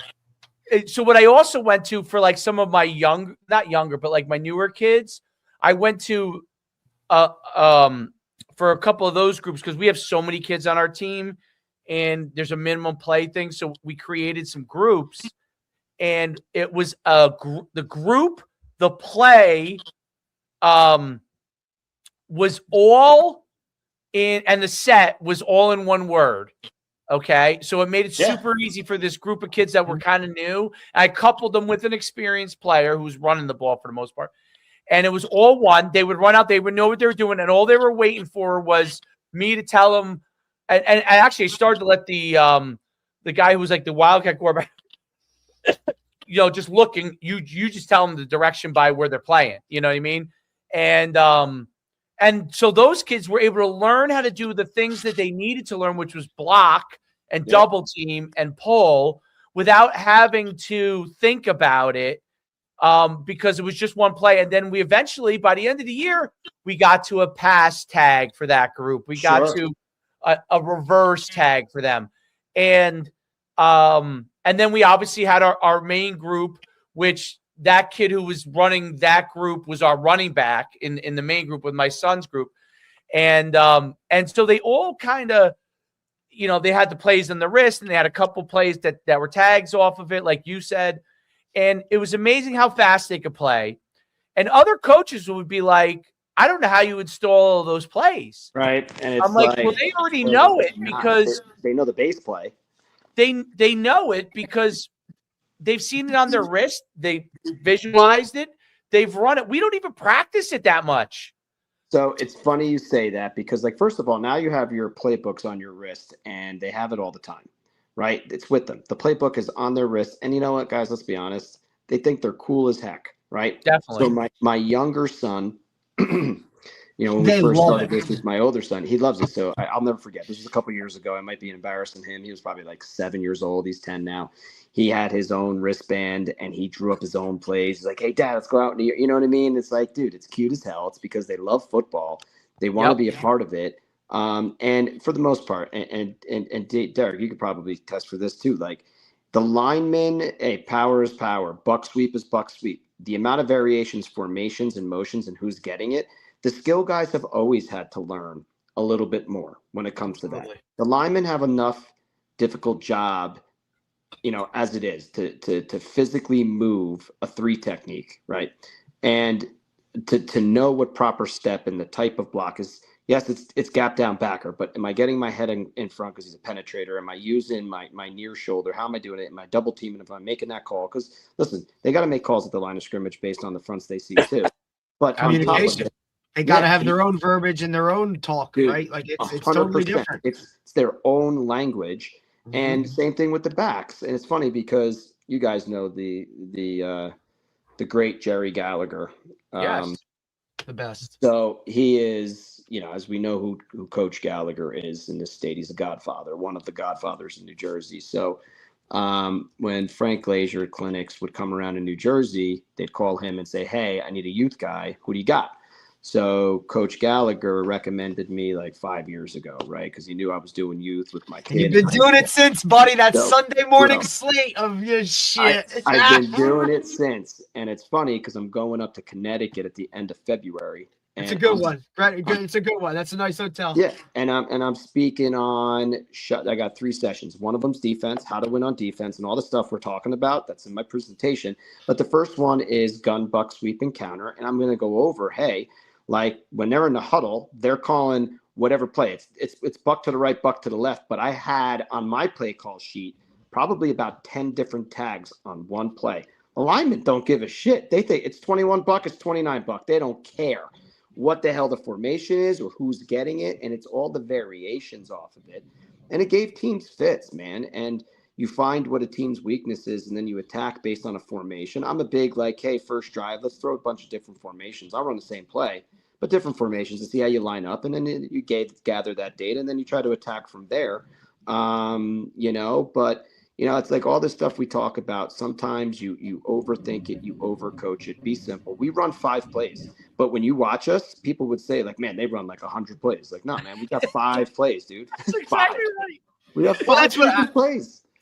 I think it's funny too, right? Because and look, when it comes to offenses and verbiage and this and all that other kind of stuff, like I grew up in a run and shoot offense. Butler boy. Like, dude, we were 4 wide, wristbands wide open before it was, and people used to be like, "Oh man, it's this, it's that, it's whatever," and it's like, look, like I never had a season where we didn't have a 1,000-yard rusher. That was number one, right? Like nobody understood that. all right, it's a wide open offense. Their splits are 3 feet wide, but we still ran the shit out of the ball. Whether it was, Did you play for Matt Sakis? Matt Sakis was not there when I was there. He was actually at Jefferson when I was there. Okay, so and I. But like him and I are in the same, obviously, like the same world, right? Like he came the year after that. It's the same worlds. But we always like, people used to be like, man, you guys do so much. No, we didn't. We ran like 20 plays total, maybe. And we just did it out of a million different, like a million different formations. And we would move guys, and guys would like be in awe. But it was so simple. And it didn't. This is where getting into coaching really like started to like I had to change or just like tweak certain things because it didn't matter what a defense did. We were still going to do whatever we wanted to. Sure. You dictated the flow of the game, no matter what. 100%. And when I got into coaching, I was almost like, well, what do you mean we got to practice against all this shit? Like, we just do what we do. Like, I don't care what they do. It's all the same. Yes. And the simplicity of that really was just like, I was always in awe of like, we're doing this, we're doing that. We got to do this in practice. We got to get all this. We got to make sure it's this, look at stuff. What are we talking about? D, that's training camp. And that's all summer for high school, right? June, July, and August, get your playbook in. And listen, we had a playbook. Like I was the wing tee guy at a pack-on, and I brought it to Jefferson.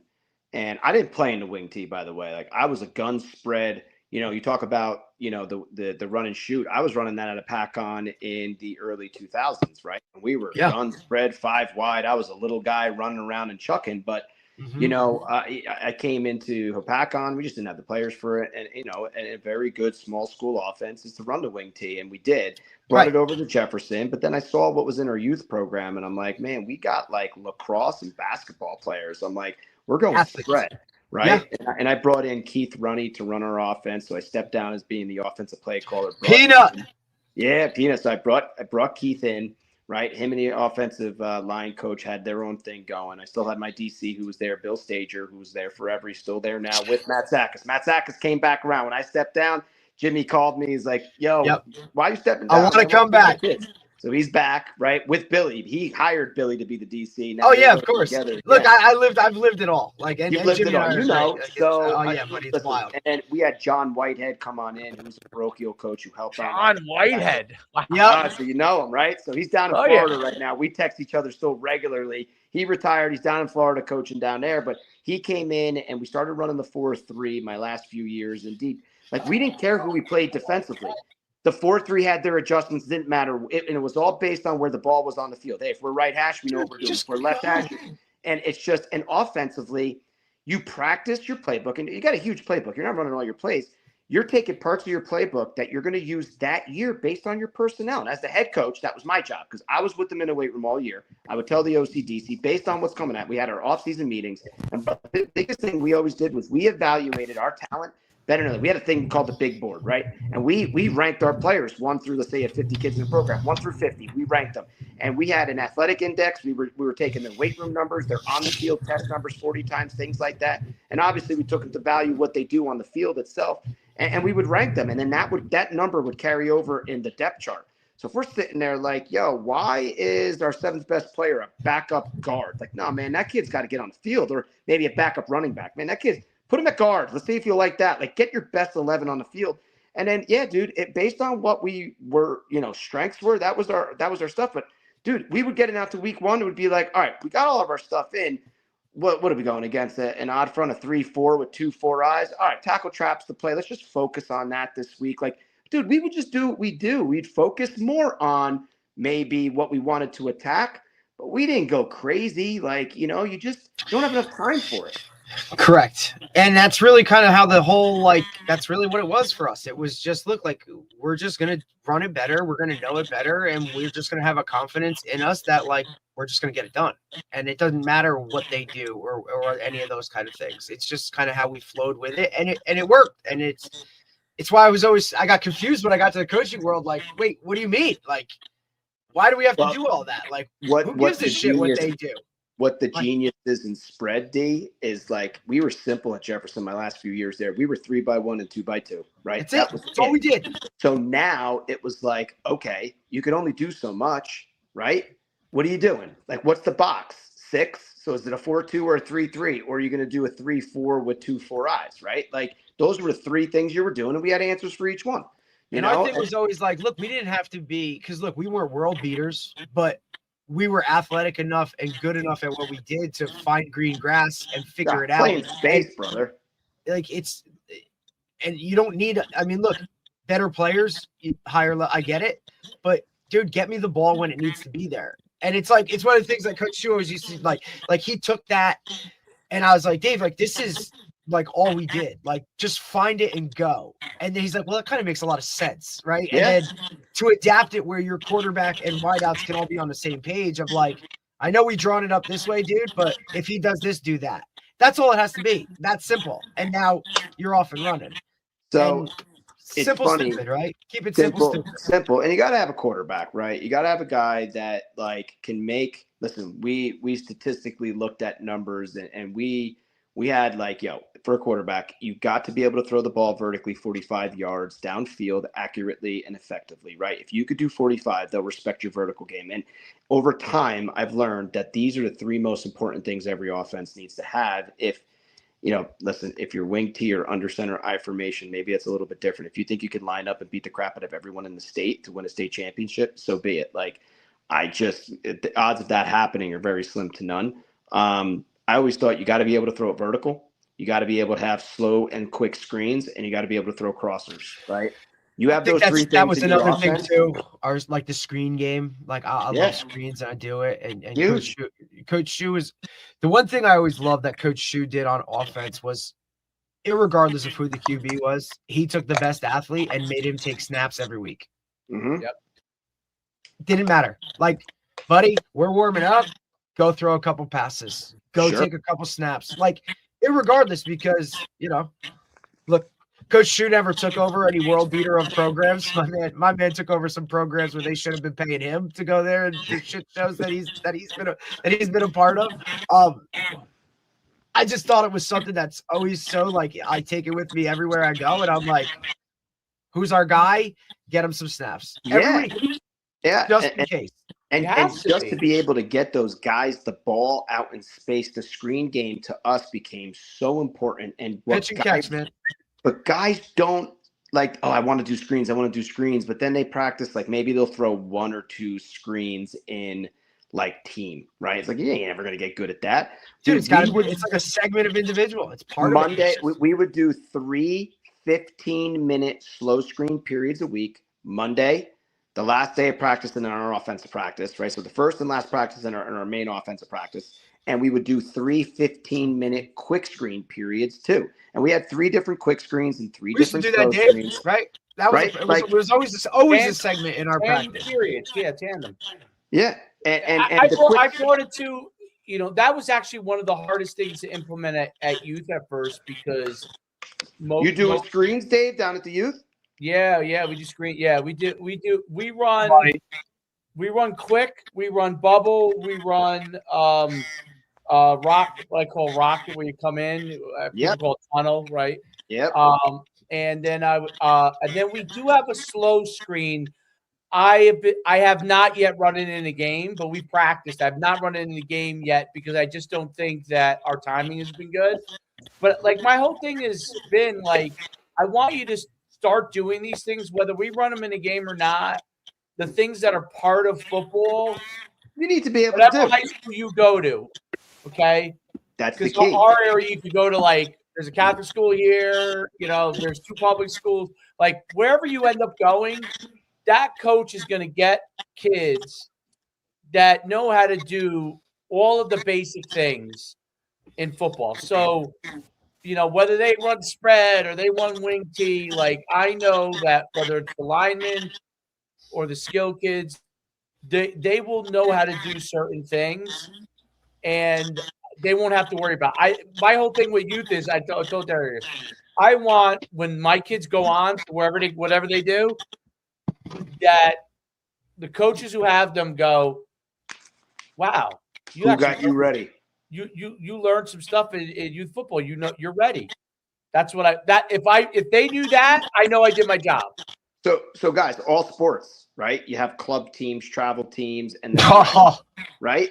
Football, it's really just one. Yeah, listen, there are other things out there, spring ball, right? But like for the most part, you play for your town in the fall, and people say it's rec football. I say no.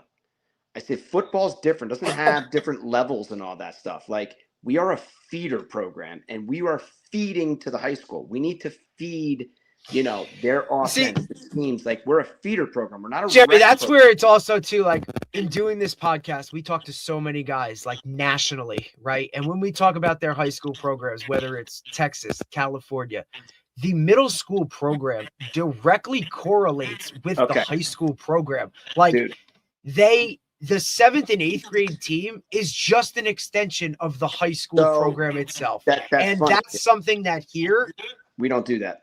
Dude, there are high school programs that don't even show up to the youth program. That's a direct feeder. Like, correct. That's insane. To me, if you're the head football coach around here, at least up by us, like, how are you not? Like, when I first got to Jefferson, I did this at a pack on too, but when I got to Jefferson, I'm like, I got with the feeder program immediately. And these guys would offer up their house in their basement once a month, and I would come and I would clinic them on what we were doing. And then they started running the wing tee. And then it's like, okay, great. Then we had to switch. I had to have a meeting with them like, you guys ain't going to like this, but we're going spread because the guys that you're sending to us are screaming spread. So now we're going spread. So it's like, all right, here's the playbook. We'll go through it, right? And I would run our youth camp, so all the players would be there, and I would have the youth coaches be a part of it. But you're right. I don't know if you remember the name, guys, of Colin Wells. I worked with him. Colin was an Opacon guy. He coached with me at Opacon, but he moved down south to Tennessee, and he was a middle school teacher and a middle school coach. And you're right. So it's like their middle school team is their feeder program. It's like their AAA for the big leagues. And if they needed a coach, they weren't finding a coach off the streets. They were taking the head coach of the varsity middle school team, and he was getting bumped up. And then the assistant would become the new varsity coach, and then they would go find like the JV middle school coach somewhere in the district, right? So it is a complete, like it's really 7 through 12. 100%. And it's what we see all the time, and these guys talk about it, and it's they can't see, like they look at us and they're like, how do you guys do that? Listen, I can tell you that I don't even see now. Maybe he comes down to the 7th and 8th graders. Obviously my kid's younger, but I do not see the high school coaches in our town. And they're what town you coaching? Middletown, which is Middletown North and South. Do you play Manasquan? They play Manasquan. So like Mid North was a play power. Manasquan. They were in the state finals, I think, or semifinals. And South is where Antonucci. Now they have a new coach, but Antonucci, where he won all those state champions. So there's a plethora of athletes. There's a plethora of, but the newer. I don't know what Antonucci used to do because he was retired by the time I started coaching. And he was the AD, right? Yeah. So, yeah, I was working with him in the North-South game trying to get that girls' flag football up and running a couple years ago to get it off the ground, and he was one of the main guys I was talking to. Oh, yeah. He's real big in the girls' flag world down here. Yes, yep. He's big driver in it. But he's now retired. I think he's now just a director of Manasquan now. But what's amazing is I think it's like a big town like ours. Like I feel like there's a little bit of like, they know they're getting a lot of good players, and they don't feel it's different than a small school where I would have gone down, Sure. They feel like they're going to get the kids regardless. So whatever, right? Like, even though a lot of kids leave, but they don't care because they get so many kids. And there's also like they don't get pipped so much because there's just not as many as there is parochials up there. You know what I mean? Like, you're talking all the bigs up there where there's not really a lot of that down here. There's maybe 3, and you even question doing that unless they're also like, but you got to be good enough. And the Prokes don't really like they don't pull the kids like they do up north because they know it's their lifeline, dude. Man, like, especially in like it's Bergen not like County, that. I mean, look, you see it. It's all, it's everywhere, right? And they're all fighting for the same dudes and whatever. It's why it's different. It's just different because there's not that many of them down here where you still stay public just because, like, one, the education's probably better for the most part, or it is what it is, or just like you said, you have that winning culture. Like Mid-South has that a lot of. Sure. Even where I'm at in Brick, there's like a huge tradition of like brick football, and this is kind of what it is. You know what I mean? So there's a lot of that, but what we've seen, like in the further south you start to move, where it's regionalized school districts, bro, and there's a lot of towns that go to one public, like, they're loaded. Or it's a choice. You're talking all 5 state championships. Look at the. I was just going to say, look at this year, man. They swept us.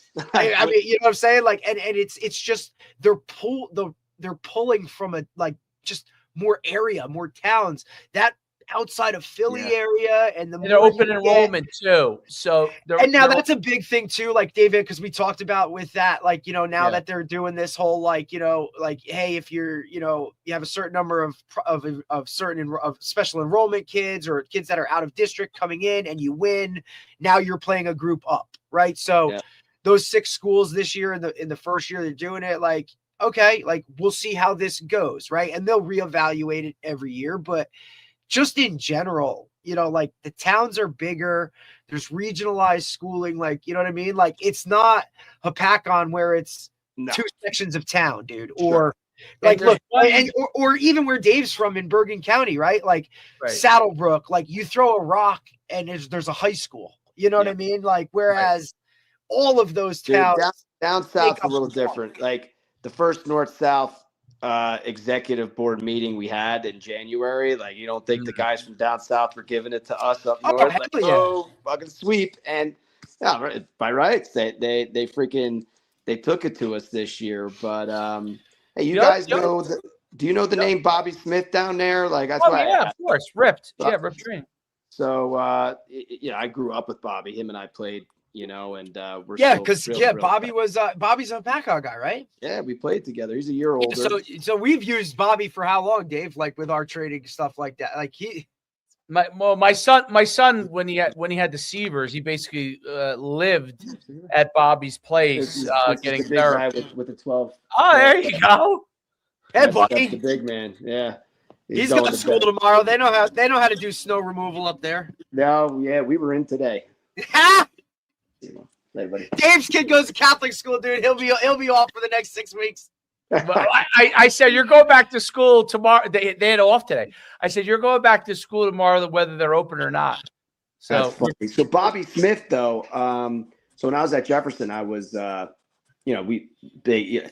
other sport was doing something cool with their team. Baseball's going to Florida. Lacrosse was going to, Virginia for spring, training and stuff like that. So I'm like, what could I do? So I'm like, guys, you give me your June and July. It's all voluntary. The last Saturday in July, I'm going to surprise you. So I started going up to, up by Bobby or down by Bobby, right? And he's got his, reach your potential training facility. So I would get a nice coach bus, get my team on it. We'd get there early. Like, we left at 6 a.m. from the school and we drove down to his facility. He'd bring us through like this awesome workout, but I made teams and it was competitive and all that stuff. But then we'd go to the beach afterwards. The booster club would kind of set up the tents and whatnot. And then we'd hang out at the beach and do all that stuff. And that was kind of like that before training camp, but Bobby's the man. And like, we could have a whole nother podcast about physically training youth athletes. Oh, when is it time to start lifting weights? And to me, doing a lot of the research that I've done, you could start whenever, as long as you do it properly. And it's like, I do a ton, like right down here in my basement. We made my dart. There you go, Dave. You're like my twin, dude, Coach. You're like my twin. I built the gym in my garage. Yep. Well, listen, mine's not insulated. I don't have a heater, so it's in our garage too. But during the winter, the dumbbells are way too cold. So I go down to my dart room. But I got the box. We're jumping. Listen, a lot of plyometric stuff, but a lot of band resistance, a lot of med ball work, a lot of core stability, and dumbbell and kettlebells, right? And I've seen a major difference in both my boys, by just doing that. And I just saw it in my oldest son. You saw right there. He was just not easy to tackle because, he's got some strength behind it now, and it's not, and you got to do it properly though. And you can't do too much, So point is, Bobby gave me what he does with his son. His son's a year younger than mine. He's got 2 boys. So we usually catch up. I go down to his place. He's 11 and 9, I think, his kids, right? Yeah. 11. Yeah. I got 12 and 10. So he's one below, but I head up to his place usually once a summer, just to hang out, let the boys hang out and be friends and whatnot. And, but anywho, he's been a good resource for us. And it's funny, he gives me the training stuff, and then I give him my playbook. So it's like I give him some football, he gives me some training. I think his son's team went to the championship this year. Yes, they did. So. That's why I was asking if you personally played against them, and if you know Bobby through coaching. We're the grade below. So it's funny because my son was going through the whole thing. Like we go there, we've gone there for training before. But we end up using his wife's therapy because that's he's great. So he was going all season long for the Seavers. And it's funny because her kids, they were going through their season, and we were having a very good season. They were having a great season. Yeah. So we would talk about it, but she would, because Bobby coaches his son's team. I don't know if he coaches both of them, but I know he coaches the older one. I think he coaches Brady. I know that. Okay. That's the older one, right? You tell him we talk, dude. Like, I talk to Bobby regularly. He's one of my best friends since, we grew up together. We played high school football together. And did you guys graduate together?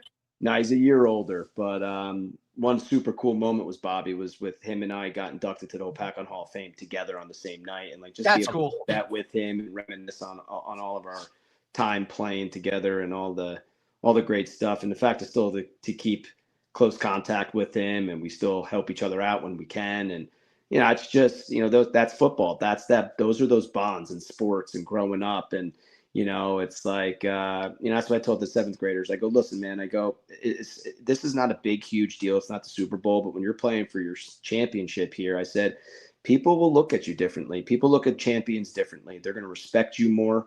You're going to get a level of respect as a 12, 13-year-old boy that not many would, because hey, you're the group that won a championship. That's how you're going to be viewed. I'm like, yep. And then one day I got this one kid, right, who's Italian, and his dad owns an Italian restaurant. I go, one night, Vincenzo, 20 years from now, my son's going to walk into your restaurant. You're going to get him a bottle of wine. You're going to say, remembers that 7th grade championship? It's like all of those war stories. That's what it's all about. You love the moment, but it's the after effect too, that come on, you guys could get with your high school buddies right now and pick up like it was yesterday. You know it. Yeah. Don't skip the beat. No doubt. No, I don't know where half my high school buddies are, but but there's no doubt about it. I'm sure actually most of them still are in the Brook. They're probably still, dude, they're probably just moved next door or some shit, dude. A few of my friends live down here now, but which I do see those guys, but I know a lot of my crew hasn't left Butler, but that's because I don't think Butler's left Butler. Butler's still the same place no matter what, and they just continue to do the same shit, win over and over and over again. Dickens, Luciani, all those guys. It's the same human beings. It's Dave was in awe because we've had some of those guys on, and he's like, dude, I think the entire town just watched that episode. And I said, well, these guys are the town.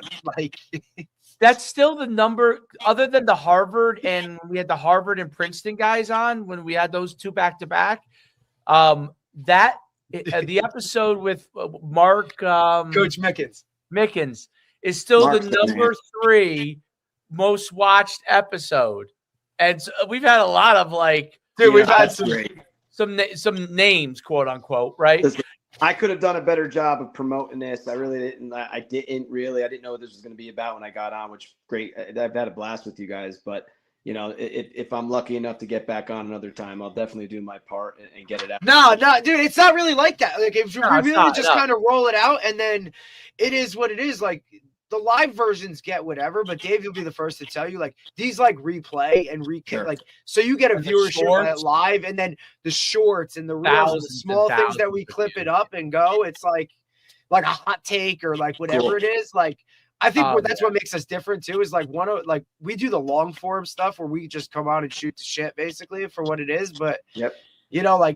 people aren't watching all hour You know what I mean? So it's when we clip it up and then do it up. It's cool. But yeah, man, it's awesome. You know, it is what it is. You know, a lot of this stuff, a lot of the guys we talk to from, you know, there's just so many topics that we could cover. But I just, you and Coach Stewart are in such similar situations when it comes to like everything about how both of you have gone about the whole thing, you know, like wanting to be more involved in your kids, like, you know, day-to-days and all that kind of off the field stuff. Like, and look, I'm sure people like, just like Coach Stu, like come knocking on your door, like, buddy, when are you coming back? When are we going? I got this job for you, that, like, you know, like, hey man, like I'm good where I'm at right now. You know, no, that's right. That, you know, a lot of opportunities have come along the way. And respectfully you decline. And Coach, I don't know about you, but like, I miss it. I do. And I think I openly admitted that to my wife, not this past season, but the season before maybe. And it was just like, not to say I was getting bored with youth football, because that's my son and I'll never get bored of it. I think the best moments are driving to and from practice. I drive both to and from. Yeah.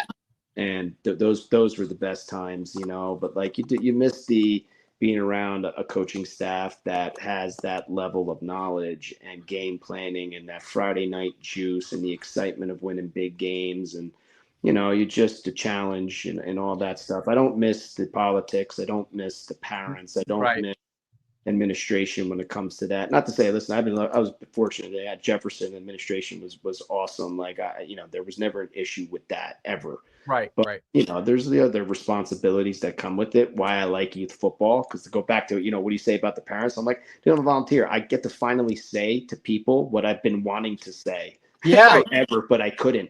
And it's like, you know, not to be a jerk or disrespectful, just leave me alone, man. Let me go coach these kids and let's win some games, and you'll be surprised how much they can do.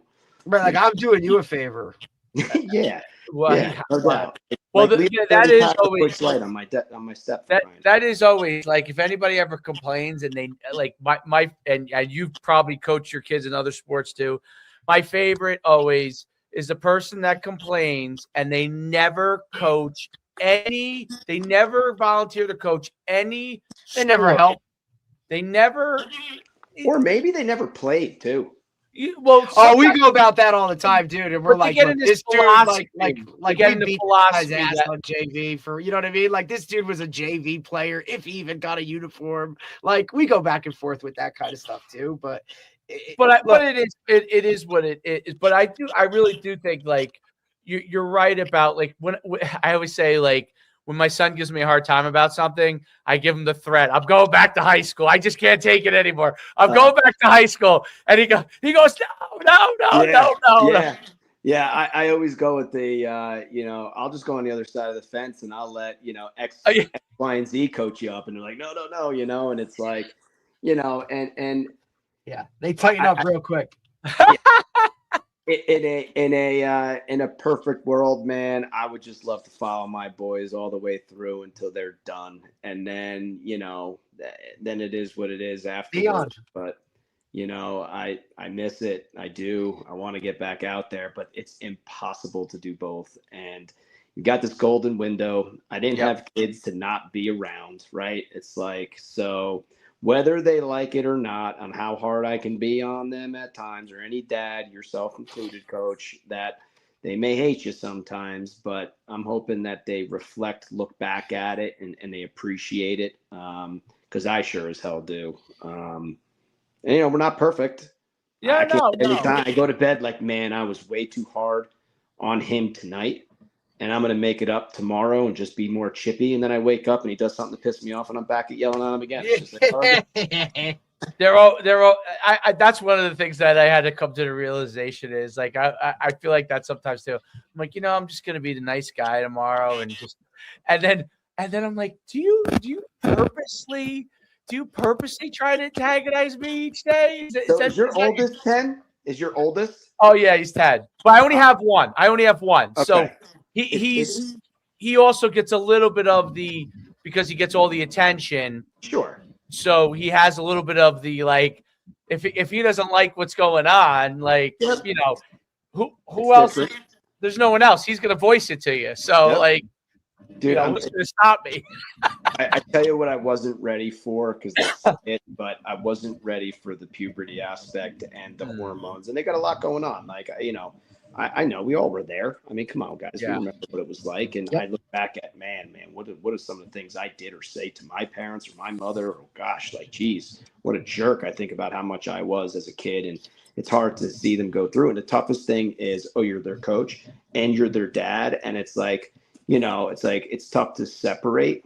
You have to, because there is no choice. But, to try and navigate through that, like, you just had a baby, right? And at some point, it's like, my other buddy just had a baby too, his first, and had a baby girl, right? And I'm just like, man, in like 16 years, she's gonna tell your wife, like, I hate you, and slam the door, and it's like, I gotta go be Mr. Police right now, and it's, it's shit. I'm already navigating those waters already, because she don't give it. She's 2.5, dude, and it's already like, Daddy, Mommy said this. I'm like, and if you have the key to the whole thing, and I didn't say this at all, but the key to this whole thing from NFL down to youth is your spouse. And I hope you guys have great ones. I hope every coach has an opportunity to have someone who gets it. And my wife doesn't know football, and she's not a football fan, right? But she was a cheerleader in college, and I was a football player, and that's how it started. And it's like, we got married when I was already coaching, so it was like she knew what she was getting into, and she never missed a game, brought the boys to every game, had to bear the parents in the stands. And as my kids got older, they understood what was being said about the coaches, myself. And then that's when things started to get rough, because my mother never missed a game, and she was always with my wife. My in-laws would come up and watch games too. So it's like, got your whole family there and all that stuff in high school. That was tough. Like, when my kids were younger, my mom, my in-laws, my wife would hear it. They're adults, they get it. But then my sons would start to be like, yo, what the fuck are you saying about my dad? Like, and it was just like, come on, guys. Like, it's like, and it's very tough, man, because sports drives that alpha out of you and that competitiveness. And if you don't agree with what they're doing on game day, but guys, as we know, they only see what they see on game day. They don't know what's going on at practice. They don't know no idea who missed practice on Tuesday, or who can't understand how to freaking block power, and so many variables. Who doesn't give effort, Who's got the attitude? Who got in trouble at school? Now administration's telling you to do X, Y, and Z, and there's just so many variables. And unless you're in it fully, it's you got to try to mind your P's and Q's. But listen, it's tough, because if you enjoy the game and you're invested in your kid. Now listen, I'm gonna go back to this, Dave. That, like, I understand, like, when parents are as crazy as they are in high school, sometimes it starts in youth. Oh, of course. So now I'm seeing it from that standpoint, and I'm just like, now I know why they are the way they are. Derek, absolutely. And you know what? It's not, sometimes it's not like, you're a great coach. You do a really good job.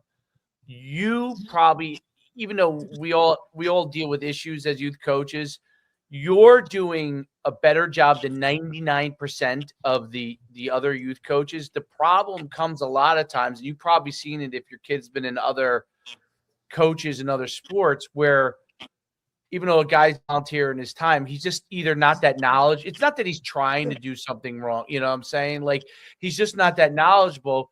And then what happens is the parents start to get upset, and then he doesn't know really, he hasn't been trained how to react. Yeah. And actually, Middletown just did something mandatory, which I think is a great idea. Is that we have to do this Rutgers safety clinic thing, which they never did. Our league requires it. Yeah, I think that's a great idea, because it's not about the guys that know what they're doing. It's about the people that really could use all this stuff, because they don't even know how to answer a parent, how to deal with, even though sometimes it could be a guy who was a great athlete. He doesn't know how to. But if you're not just because you can play the game doesn't mean you can navigate those waters. 100%. Especially youth is hard. Especially youth. And I think you hit the nail on the head with it. And David, it gets better, Because what's different about youth than high school, like high school, your staff would turn over, your team would turn over. Not really in youth. For the most part, it's the same guys. I've been with like the same guys now for Right. 5 straight years. And it's for the most part, the core 80% of the kids are the same kids. Yes, some kids come in and come out, right? But it's like it gets better because after 3-4 years, they get it. They know their role specifically. I have them do the same fundamental drills when we break up into like a 15-minute indie, and they know where they stand and they know what they have to do. And there's like 2-3 other guys who are a little bit more heavy into the game planning and all that stuff, but the other guys serve a role and a purpose too, and they know what their role is and they stay in their phone booth and they do a good job with it. I mean, you don't win a championship without those other guys helping out too. And Absolutely. And it gets better. Like it's 7th grade year, and now we're going into 8th grade year. And the crazy part is you're going to have everything exactly the way you want it, and then poof, they be gone. It's over. And it's like I'm fortunate enough to go right back down with my younger kid, who at that time, when my kid goes up to high school, he'll be in 6th grade. But I help with them too when I can, and I help with that coach who happens to be the president of our league. He's got his son's the quarterback of that team. My kid's like a running back receiver, but whatever. And we're constantly talking game plan. Like I'm helping them out, and then there's still coaches on the field. So on game day, I go on the field and I coach that team too. It's just so wild to see 2 sets of teams with different kids and different sets of parents.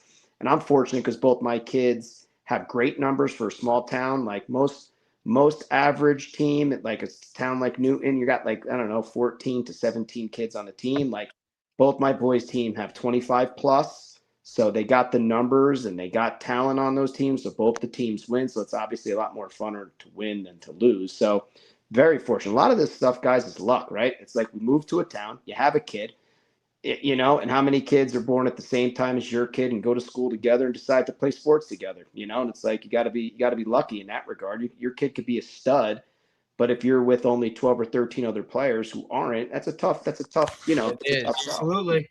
a tough go. So you could do so much, but you have to have the talent, period, right? You could develop all you want, but you got to have some talent.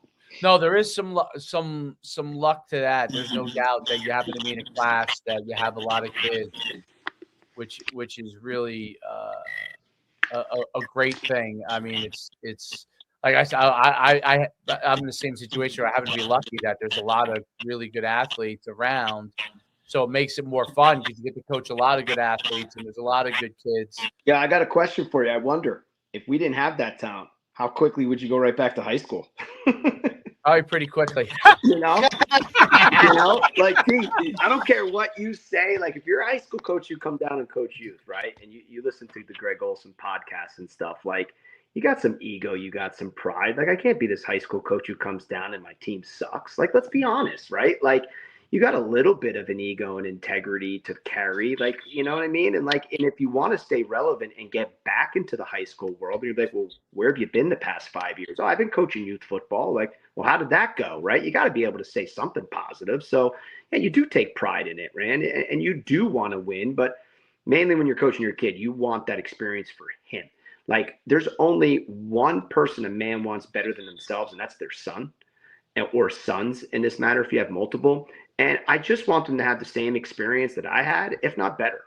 So it's like, how do you do that? You help them along the way. You guide them, you model it and all that stuff. And, sometimes it's not good, right? But you hope that there's more good than bad. But, you got to admit, you got to be having some fun. Like, it's a different type of fun, but it's still fun. There's no doubt about it. It's a ton of fun. And I enjoy, not being from the area, getting to know a bunch of different families that I would never, honestly, have never known if I didn't move to this area. And I'm glad that I'm, as much as I, love the town I grew up in, the county I'm from, that would have been an easy, comfortable situation, right? Like, I wouldn't have had to go through much if I was in my own hometown. Yeah. Because everyone would be like, oh, it's Coach Schumann's kid. You know what I mean? Like, he's going to be pretty good. Like, that type of thing. My kid has had to, he's had a battle, right? And he's had to work. He's had to work because there is a lot of talented kids. Sure. And he is talented, which is good, but he's had to work. Like, he had to learn to work, that working is an important thing, where I do think if he grew up in my, such a small town, like, I don't know, like, I probably would have instilled it in him, but it's hard to get through if you're completely better than more of the majority of the athletes. When there's a lot of kids that you're competing with and you're not just naturally going to be on the A team for every single thing and you got to compete for it all the time. I found that, like, I wasn't sure how that would go, but I found that, what, he's learned that, like, I got to work, dude. Like, I take off a season and I don't work hard, people pass me in my own town. So, let's not even take other towns. And I always say this to them too all the time. I'm like, as much as you compete with, like, your friends and other towns you play against, in today's world, eventually, you're not competing against New Jersey anymore. You're competing against the country.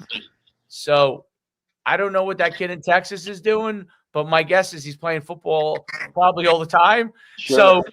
So you're competing, and that's at all levels, not just Division I, Division II, and Division III. And take that same mindset in life. You're globally going to compete for jobs, like, depending on what you do, right? And it's that mindset. And it's funny because the best 10-year-old, I tell you, may not be the best 17-year-old by the time they get into high school. And bodies change and priorities change and work ethic changes. And you don't know priorities in people's homes and the things that they're saying at the dinner table and what work they have or have not put in. But you're dead right, man. Putting in the time in the off season. And I don't know about you guys, but this stuff wasn't available when I grew up, at least where I grew up in the Pac-On. Like, I wasn't going to trainers. I wasn't doing this. What we did after school when our parents worked was I got on my bike and we got to the nearest freaking field and we just played. We played all the sports. And that's how we developed our skill, was by playing. I learned how to throw football by playing tackle football with my buddies and, like, learning how to throw into tight windows and throwing contested balls. And I heard you say, Dave, about, like, doing a 7-on-7. For the first time, I'm doing a 7-on-7 with my son too. And it's like, man, he gets the opportunity because we don't throw a ton in youth football, especially in the wing tee specifically, philosophically, right? So it's like, man, now it's all throwing. Now you're it's not real football, but you're learning how to time it and throw contested balls. Like, you're covered, but if I put it in a certain spot or I throw it up there and let my player go make a play on it, all those things. It's got to put in the time now. Now it's more structure. I don't know, maybe the way things are in this world, that I don't know if I just trust my kid to get out on his bike and go and possibly get hit by a car, or just trust being at a field and what the hell could happen nowadays. And maybe it was always a crazy world, but we didn't have social media to know about it, so we were a little bit ignorance is bliss type of deal. But now as parents, we know, so we're so protective, like, of it. And I think the problem is our generation as parents is we're too overprotective, and we don't want our kids to, not that I want my kid to fail, but I do invite adversity. And if there's failure in his life, man, we got to figure it out, and we're not going to blame anybody else. I'm a big look at the man in the mirror type of person. And yes, if you wrong my kid and it's obvious and there's proof of it, that's a different story. But most of the time it's somewhere in the middle, right? And your kid has something to do with it. So, but it's funny, man, training nowadays, we're spending an arm and a leg to go. I train quarterbacks and people come work with me, and even as young as third grade and up, all the way to seniors in high school. But, it's like back then, man, I would go outside and play roller hockey. I played freaking home run derby, right? We played tennis. We played football. We just figured it out. Yeah, there's no doubt about it. I think that part has changed. And, it's one of the things that, like, Derek would do with the high school. One of the nice things about, like, I tell him, like, when you see how, like, you talked about it before, how parents are when, like, Derek's dealing with them in high school now, a lot of it is because we had trainers. They now have trainers when they're in youth, right? And they spent a lot of money. And I always say this to parents all the time. You spent that scholarship money a long time ago. That's gone. Like, don't even worry. Don't even get yourself consumed in whether my kid's going to get a free ride somewhere or not. That happens. Great. You already spent that whole scholarship money and all the travel this and the travel that. And I know I have, and all the different things they do. And it's not about that. You're doing it because you're trying to get your kid to be the best that he can be. And that's what the objective is. And don't think about what he has to go to this level, because you don't know what the world is going to be like because it's changed so much at the college level. So you don't know what the world is going to be like from that standpoint. You are doing it to help them to be the very best they can be. That's why you're doing it. If that's why you're doing it and you're spending the money for those reasons, then it's well worth the money to me. It's if you're spending it just so he gets a scholarship, then you don't waste your money. Spend your money because you want them to be the very best they can be, because that will help them be the most successful they can be athletically. And the same thing goes academically. If you want the kid to go to Kumon to be better in the SATs or something, to me, it's the same kind of thing. Like whatever helps them to be the very best they can be, so they have some opportunities. But when people talk about scholarships, whereas when I ran the showcases and stuff, like I understood how that was because it was a different world and it made sense to me. Like I told Derek, you could draw kind of a line to some of those things. It's different. It's very jagged now. And when you're spending money on your kid, it's to help him be the very best he can be. And, listen, maybe they become great and it all works out that way, but it's not because you're thinking that's the end goal. Because if you're spending money as an investment to get a scholarship, 90+% of you are going to be very, very disappointed. But if you're spending it to be the very best they can be, you're going to be really happy, because you're going to be like, you know what? He got the most out of his experience, and maybe he became a college athlete. Great. Maybe he got a scholarship. Great. Maybe high school was the end, but he was the very best he could have been, right? Like we've coached guys that we could have placed in college. They said, I just want to go be a student and go to the University of Georgia and have a good time. And they definitely could have played in college. They had offer like Division III level and Division II level. They could have played. They said, hey, I want to go. And you know what? Enjoy my life. Yeah, but their parents helped them maximize, what they could be. And I remember some of those parents, they did have at RBR, a couple of them really had a good approach to it where. Oh, great approach. Yeah, if their kid played in college, great. They spent all the money on them to be the very best that they could be. And then if they played in college, they all kind of hope they would, but they don't always, because kids are going to do what kids are going to do when they get to that age. And they're going to decide whether at that point it's still as important to them as a parent of, I was an athlete, you were an athlete. So is there, you always, your back of your mind, you're like, hey, I would love for them to go experience what I experienced in college and those opportunities.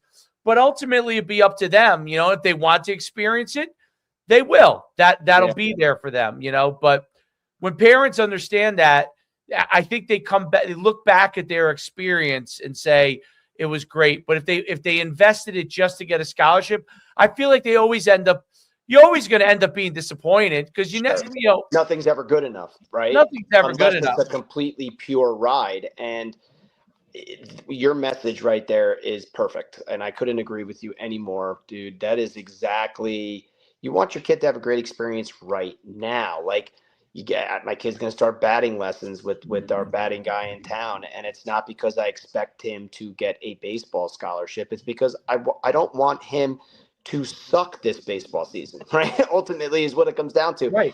Baseball specifically, you're by yourself up at the plate. Like, to strike out all the time is disappointing. And then you don't like the game because of it. Everybody loves a little bit of success. All right, kid, let's spend some time and some money. Go in his basement, get your work done. I'll pick you up afterwards. And let's hope that you can apply that, in rec baseball or travel baseball this year, and just have an above 300 batting average would be awesome, right? Like, that's what you're doing it for, right? And to build that confidence that, hey, I could work hard at something and get good at it.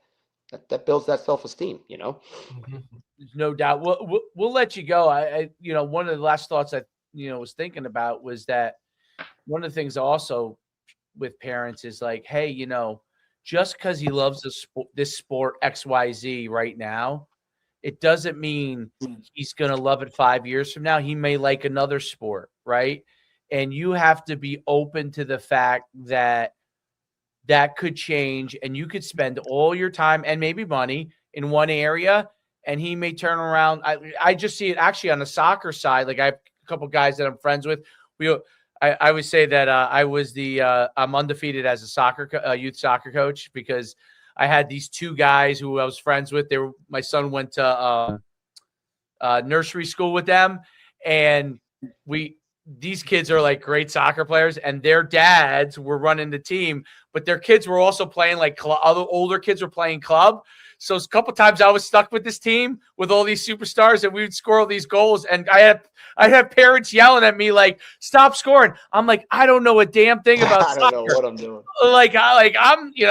I'm just managing the team here. But I learned from them with their older kids that like, because they had some of them had spent so much money on soccer. Like soccer's so expensive, these like elite club teams and stuff. And I think it's crazy, by the way. I did 1 year of it, and I said, no, when my son said he doesn't care about soccer, I said, thank God we are saving so much money not doing this. But he told me, like, my kid is played on all these elite soccer teams, and it turns out he goes to CBA, and he turns out he's a better track athlete. And he's running track. He didn't run track till high school. And like as a sophomore, I think he ran like 22 something to 200 and like 49 in the 400 as a sophomore. And the CBA coach thinks he could be like a 47 kid, and he said, my son, it's not that he doesn't even love track. He likes soccer more, but he's so damn good at it, that like, and he said, I had to really just take a step back and realize, like, that's probably his future. If he wants to do it in college, sure. That's probably his future because he's just such a good runner and he's so talented there and soccer probably set him up to be a good runner, all that kind of stuff. But he's such a good runner. And he said, I just had to take a step back. And his son, who's my son's age, he allowed this kid to play as many sports as he wants because he said his older son, they were so locked in at soccer and he ended up being a phenomenal track athlete. He realized, you know what, like let my other son play whatever he wants to try because I don't really know what he's going to be good at, even though his younger son is a phenomenal soccer player too, but you don't know. So I thought, like, when I heard that, I was like, you know what? Yeah. I mean, even if I think my kid is that good at this, I don't know 5 years from now if he's going to love that more than anything else, if that's going to change, or he might become better, body type or whatever for something else. Or maybe we nail it right away and maybe he is a great football player, right? But we don't know that. So I just say, like, that's why I say it's all worth it. Like, it doesn't matter where they end up going with it.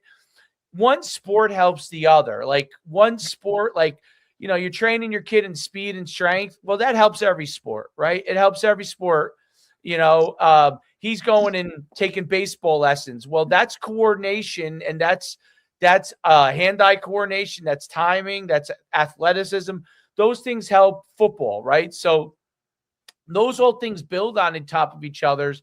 And that's why I've always, when I listen to other parents of kids that are older that thought a certain way, and even though, I've coached and you coach, but I like to listen to it because when they have an experience that they thought was going one way and it goes a whole nother way, it's unbelievable. My other neighbors, his kid didn't do any sports till high school, went to CBA, was a shot putter, does the shot put at West Point through 60 feet at CBA. Yeah. And he's a shot putter at West Point and graduating from West Point. And it's like, that kid didn't play a sport, I don't think, until high school. That's incredible. But there's a perfect example. Yeah. Yeah. I mean, if you saw the kid, like, obviously he went to CBA, they don't have football. If they had football, they would be unbelievable. But, the kid is like 6'4", like, 230 pounds in Adonis. That helps. Yeah. He was an Adonis. But his father did get him. What he did do when he was in 6th grade, he started him lifting and stuff, even though he wasn't really playing sports. Maybe he played about that training. He started him lifting early, and when he went to CBA and he decided to choose a sport, it worked out for him. Sure. So anyway, but yeah, I'll let you go. It's been great talking to you. Similar mindset. It's funny. It's like it is awesome to hear someone having that ride and another high school coach who kind of been through both sides of it. Sometimes you're like, okay, I'm not crazy. Listen, I can sit here and talk to you all night because philosophically very similar. I love to listen to what you have to say. I've learned a few things here tonight just listening to the both of you. And yeah, you're right. It's good to know that there's other people out there doing the same type of stuff, and that's great. You know, you're not in it alone, right? No, you're not in it alone. It's great. So, well, Coach, I'll let you go. It's probably past all. Derek, it's definitely past that. Derek, you go to bed early, right? Buddy, I did. That's right. You got the baby. No, you're not going to bed early. Come on, man. I'm Windows. I'm pockets now. Like, this is the beginning of the night. This is the early part of the night. Yeah, what are we talking about, dude? Segment one. This is segment one for you. That's what's great about like some of the guys that we're trying to get as guests on the West Coast, dude. I'm good, like hitting them up. It's good. Somebody's always up, you know what I'm saying? So we're all good. That's funny. Coach, appreciate you, buddy. We'll talk soon, man. Thanks for having me on, guys. Always, buddy. Have a great night, Coach. You too. Take it easy, fellas. All right, man. All right, bye. That was phenomenal. Phenomenal stuff. I don't want to hold you up because it is so late. No, you're good, bro. I just know like I know how I've been around him for a while. I've watched him go from like, the whole thing. And I remember when he made that decision of like, yeah, dude, I'm going to hold it up for a while and just coach my kids. You know what I'm saying? Like, it's a good time right now for, the family and whatever it is. Like, and look, he had a really good situation at Jefferson, right? Like, yeah, he had wanted it back on, went to Jefferson, like, like all the momentum in the world of like, you know what, like, let's pump the brakes, take a step back, you know what I mean? Like, and go from there. He's been very adamant about like, I'll get back into it eventually. Like, and I'm sure he will at some point, but just hearing like you guys go back and forth with it, because like it's literally like carbon copy of like kind of how things are, you know what I mean? Like, and I know philosophically like how you guys feel about coaching or whatever. I'm like, dude, I gotta get them. You know what I mean? So, and that's you do feel alone. You do feel alone in that ride, because sometimes even though you're friends with other dads, and I feel like by the time you end up getting to it, you'll be so equipped and so educated. And I'm curious, like I want to know your journey all the way through, because I want to hear it, because I am curious, because you're hearing it from other people before you reach there. And it's, but you do feel like you're alone in it, because even though you're friends with other dads, I don't, I've never been a person that like, I don't go and hang out per se. You don't do that shit. I mean, even though when we do, like we had all the coaches went and their wives went out to dinner together. It was great. Yeah, that's cool. It was a great time. We had a great time.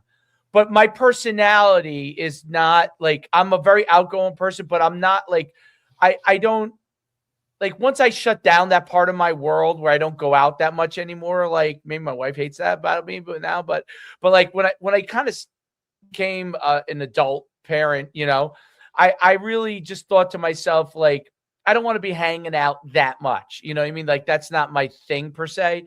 I'm with you, bud. You do feel more like you feel a little bit more alone, even though you are friends with these guys. Like they'll take your call anytime. You'll talk, talk to them, but you do feel alone, and everybody is a little bit in an island in the sense that your own kid's journey is your own kid's journey, right? It's different than someone else's journey. Absolutely. So that does put you on an island, because you each have your own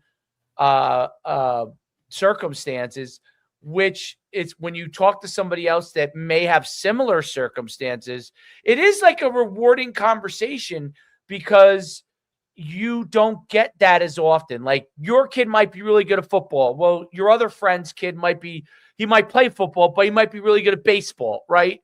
And so their journey's slightly different, even though they're on your team. Mm-hmm. And what your expectations are and what your goals are might be slightly different than theirs. So it doesn't always align, even when you have conversations about that stuff. And when I talk to him, like, I'm like, oh my God, like my philosophy is almost exactly the same as his. Like either we're both psychopaths or we're both on the right path. I don't know which one it is, but obviously our kids will tell us 15 years from now whether we were psychopaths or on the right path. Absolutely. But it's definitely like, it's an interesting conversation. And there's plenty of guys that I like. My kid plays, it's sometimes hard, because like, if your kid's in a kind of what I call like a more of a premier position in a certain sport, and another person that you might be friends with and their kid is not in a premier position, sometimes you wonder in the back of their head, do they feel like, oh, they're maybe getting screwed? Or now, that's not always the case, you know what I'm saying? But like sometimes it is the case. So it makes it a little bit weird at times, unless you're all on the same pay, like your kid's the same level at this sport. Your kid's which is rare.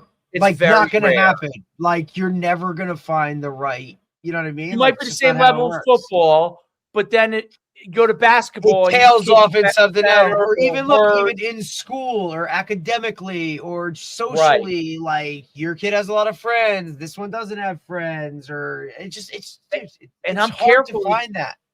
And I'm very careful not to, like, I learned to be a little bit more careful with saying too much about my own kid, because you never know. I don't know what your situation is. I don't know what might make someone feel bad. Like I'm not trying to make anyone feel bad. Right. But like I don't well, I got Troy going to this trainer and he's doing this or he's doing that. And then people are like, they're like, wait a minute, am I doing something wrong? And I'm like, right. Oh, and you're like, no, like you feel like you crossed the line or whatever. You don't want to make people feel uncomfortable. So you just stay in your lane, dude. That's why I just listen. If they ask me, I'm glad to tell them. But you know what? Like in my older years, like I listen a lot more than I talk, and that for some people that's hard to believe, but like I used to talk a lot more because I just look, man, like I just don't need to put it all out there, right? Like it doesn't have to be in the forefront. Like it is what it is. Now if you ask me, I'll tell you, but that's right. If you want to know, like, I'm glad to tell you my 100%. Experience. I would love to give you everything I can do, or you ask for help, like I'll do whatever I can in whatever it is. But you know what? Like I'm not going to go search for that anymore. Like the kid from RBR said something to me on the way out. I was coming in and I was coming out and he was going in, and he said, "Oh, coach," he's like, "Oh, I said, "Oh, my son's here." He you know, and he goes, XYZ coach has been phenomenal with me the last 2 years. He told, like, I didn't ask. He told me that. And I said, wow. I'm like, okay. That's awesome. That's a great endorsement from a kid to say about a coach. I was also says something about the kid. Like, oh, this kid's a little different. Oh, this kid's a great kid. I could tell that just from when we had him at the tryout that he's a great kid. But you know, like, very rarely would a kid come forward and even just say it like openly.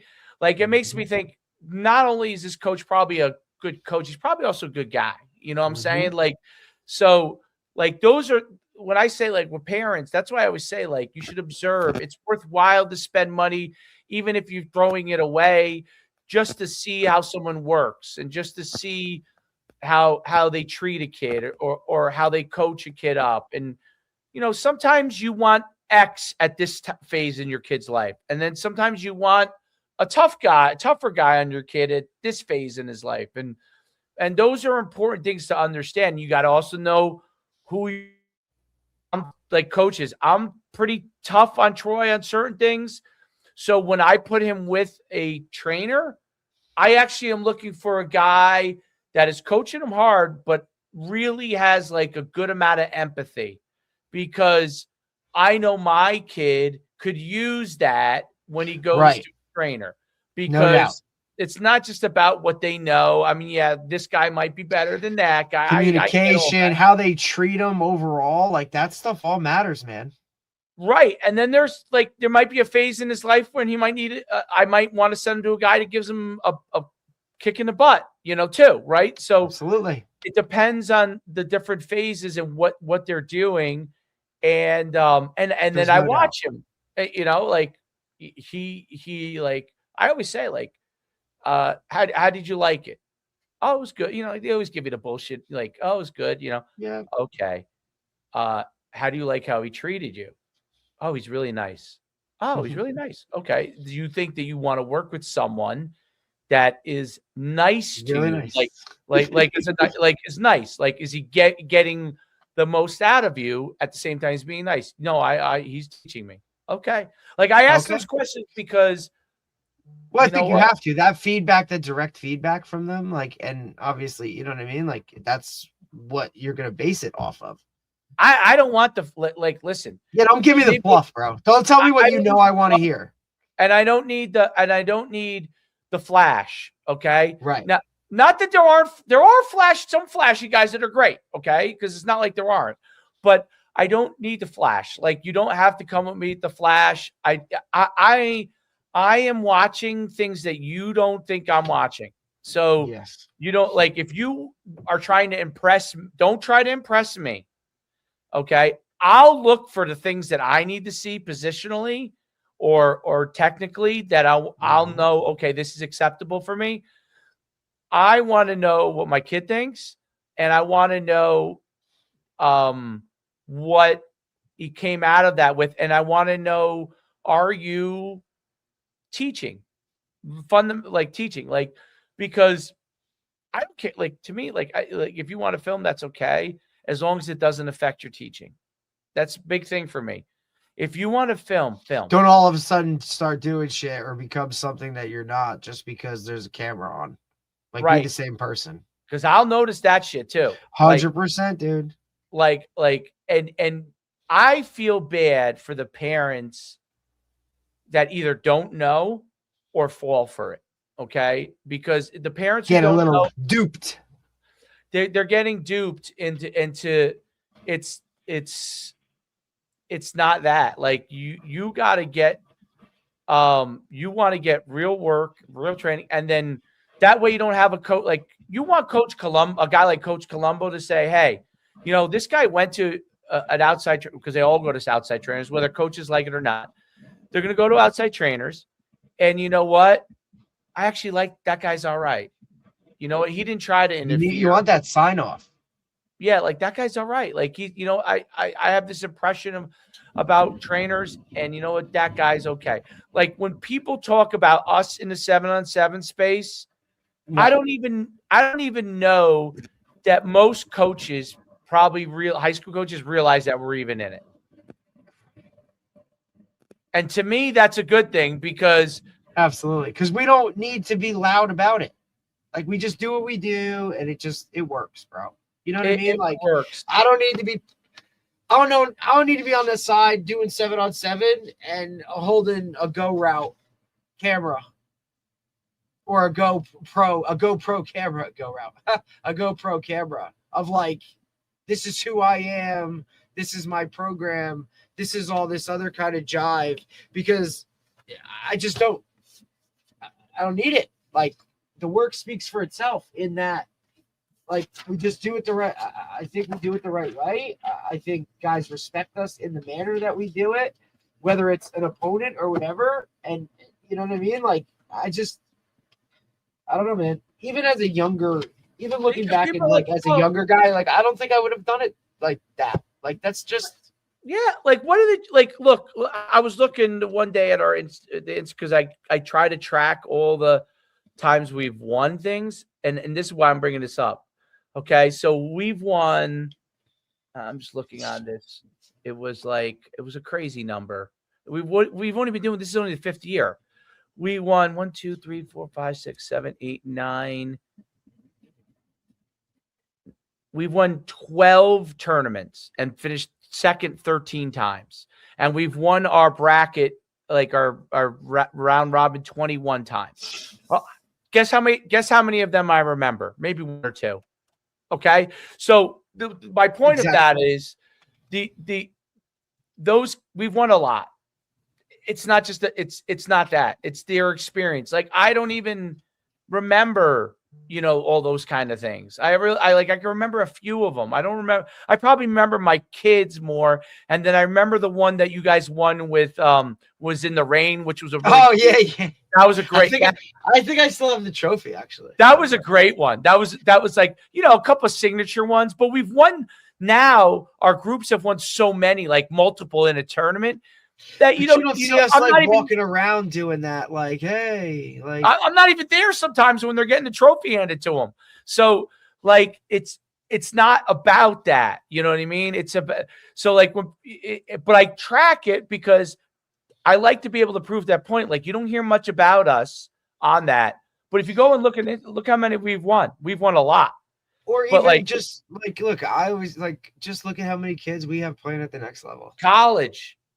It's insane. Dude, the Warrior Kings, which were really like, we were just trying to figure it out and survive those days. Like, we were kind of doing it because we knew it was kind of like people were starting to do it. Yeah, people are going to start to do this. We should kind of get this and be doing this and whatnot. There's a million pros from those teams. It's like, just crazy. Those kids that played in it, every one of them, like, if the parent will reach out to me, like when I told you about the one kid, they'll reach out to me and be like, do you remember him? I'm like, of course I remember him. You're like, of course I remember everyone. Like, yeah, of course I remember. Just because we're not out here pounding our chest and doing whatever. Like, come on, man. Like, if you want me to post, I'm glad to post. If it helps you, I'll do it. But like, I don't really. If it comes across my feed, I'll post it, or you tell me about it, I'll post it. But I'm not like as actively tracking it. I just know that it is, and I think that that's what makes it good. Now, you could argue we're fools, because we right. You could tell us like it is what. Yeah, I get it, because we're not getting as much, traction. We lose so many guys. We lose guys that come and don't and leave, and that's fine, dude. But like, here's the other thing, like. We'll just take another one and do something good with him. Do it again. Like, we're not chasing people. I'm not begging people. I'm not doing that. Like, no, there's no point in doing. And we learned all that in the early days, right? With the Warrior Kings, like, we'd be worried, like, oh my God, are enough kids going to show up or not? Like, we're not and those kids were all great kids. I mean, like, when people are like, oh, who were some of your? I don't know. Artur Sikowski played it. What? Right. Now coaching here, like I had Elijah Riley who played at West Point, played for the Jets. I had, I mean, it's guys that I'm forgetting guys. Like, that's how many there are. Like at one time we had in the Warrior Kings. I remember we had 3 quarterbacks. All 3 of them went Division I. Okay. And Artur, because he was only a freshman at the time, was actually the 3rd quarterback. So it was, because I remember when Artur left and went to another club, he was like, his father was just like, I just needed to get some more reps. And I was like, yeah, no, it makes sense. Like, yeah, I get it. You know what I mean? But like, we had so many, and his father was always great to us. And, so it's, but it's those relationships and the way that we do things, I just think are different. And I think that's kind of where it, like, you know what I mean? Like, it separates. Yeah, you want to go like that. And that's why I said that to Jerry. It's like, I always tell parents, like, I hope I can make you happy. But if I don't make you happy, like, I don't ever want to hold you back, because I would never want anyone to hold me back. So I would never, because you never know. Like, I'm not going to say that at some point in life I'm not happy with something. So I would never want anybody to be held back. You know what I mean? I want you to know that I want you to do what's best for your kid. So that's, to me, an important thing for parents to understand that, because when they make a decision, now you've made the decision. I didn't make the decision for you. You didn't get influenced by me. Should you say, should you not go? Maybe another parent might do that. That's great if another parent does. But I'm not going to influence you that way. If you want to stay with us, we'd love to have you. If you don't want to stay with us, we want you to be the very best you could be somewhere else. And literally, nobody's upset about it. Like, you should do what you need to do, because I would do the same thing for my own kid. So you should do the same, and I try to, obviously, if I can, be loyal as long as possible in the place. If I'm being treated well, I would love to do that and stay there. But I can't say that I don't know that something isn't going to happen down the line. So I would never, because I don't want a parent to come back and say, you told me to stay here and this would happen and it didn't happen. Nope. I can't. Not doing it. I'm not going to do it. If you stay here, you know what we do. And you know how we're going to handle the kids. And you know what you can know what to expect. If you choose to go somewhere else, then you should do that, because that's up to you. But listen, and if you turned around and said, I want to come back, I'm always doors always open to a conversation. Come back, dude. Like, nobody's mad. Nobody, like, like, I think people are shocked by that because in today's world. Yeah, because they think like you hold a grudge or you're, right. You know what I mean? Like, and ultimately, what does that do? Hurts the kid. And is that right? Like, or is it, hey, you thought it was something, grass ain't always greener, to take that with you the rest of your life, like, and to understand that, right? Which is a huge learning experience for some of these guys. Or sometimes it's just, look, sometimes it's not even the kid making a decision. It might be somebody else, like, telling them what to do, and they, hey, okay, like, maybe not, you know what I mean? Like, maybe that's not a thing. All right, well, let's figure it out. Absolutely. And that, I think that helps everybody along on their ride. And I noticed when people don't do that, things start to happen negatively, meaning, when I guys that I'm friends with, I see them promise somebody something and I'm like, don't promise somebody, dude. You don't know what's going to happen. What happens if next year the greatest athlete you've ever seen walks into your lap? Are you not going to play him? Right. Right. You know what I'm saying? Experience would tell me that I can't promise those things because I don't know who's going to join my team or not join my team. I don't know, like, next year, what circumstances are going to come. You know what I mean? Like, there's a lot of outside stuff that just is what it is. Yeah. And if I am set on something, let's say, like when someone's like, oh, let's say they say, oh, is your son going to stay at quarterback? Well, I tell him I have no reason to not have him at quarterback right now. He's shown me that he can do it. He wants to do it, and he's been good. And I thought his point on the quarterback thing, I never really thought about it that way before. But the truth is, when you are with if he's a good enough player, look, if your kid has no athletic ability, that's different. But if he's a good enough athlete, you are with him. Like, you cannot, like, it's funny that he said, like, he sends his kid stuff. My son has his iPad back, even though we finally let him have it back. And he'll probably abuse it again and get it taken away again at some point, but he has it back for now. And I send him stuff. I'm like, hey, here's Fernando Mendoza's warm-up. There was someone shot a video of it, him warming up before a national championship game. You should take a look at this. And he sends me back. I looked at it. He's like, and like, I'll send different things. I said, oh, here's Tom Brady teaching how you throw a football. And he'll look, I'll look and I'll see, like, I said, did you look at it? He said, yeah, I watched the whole thing. Right. But I try to only give him stuff that I think he might like. Like, it's got to be a little bit. Right. Like, you don't want to force feed something. No, listen, he's not. If I tell him to look at this video on cover 2, he ain't watching it. Okay. I mean, that ain't happening. But if I show him someone he admires, he'll watch. Right. Then he'll be all over it. He would delete it. He wouldn't tell me. He would just delete the thing I sent him on cover 2. He wouldn't even look. He would just, he would delete it. And but it's very I think his point on that is out. Like, you do spend a lot of time. So if your kid is a good enough athlete, there are some advantages at youth and maybe even at high school, depending on what kind of high school you go to. I agree. College is where I think that is different because he's definitely a man at that point. But it's a different relationship. Yeah. Dion's relationship, in my opinion, is very unique. He's an outlier.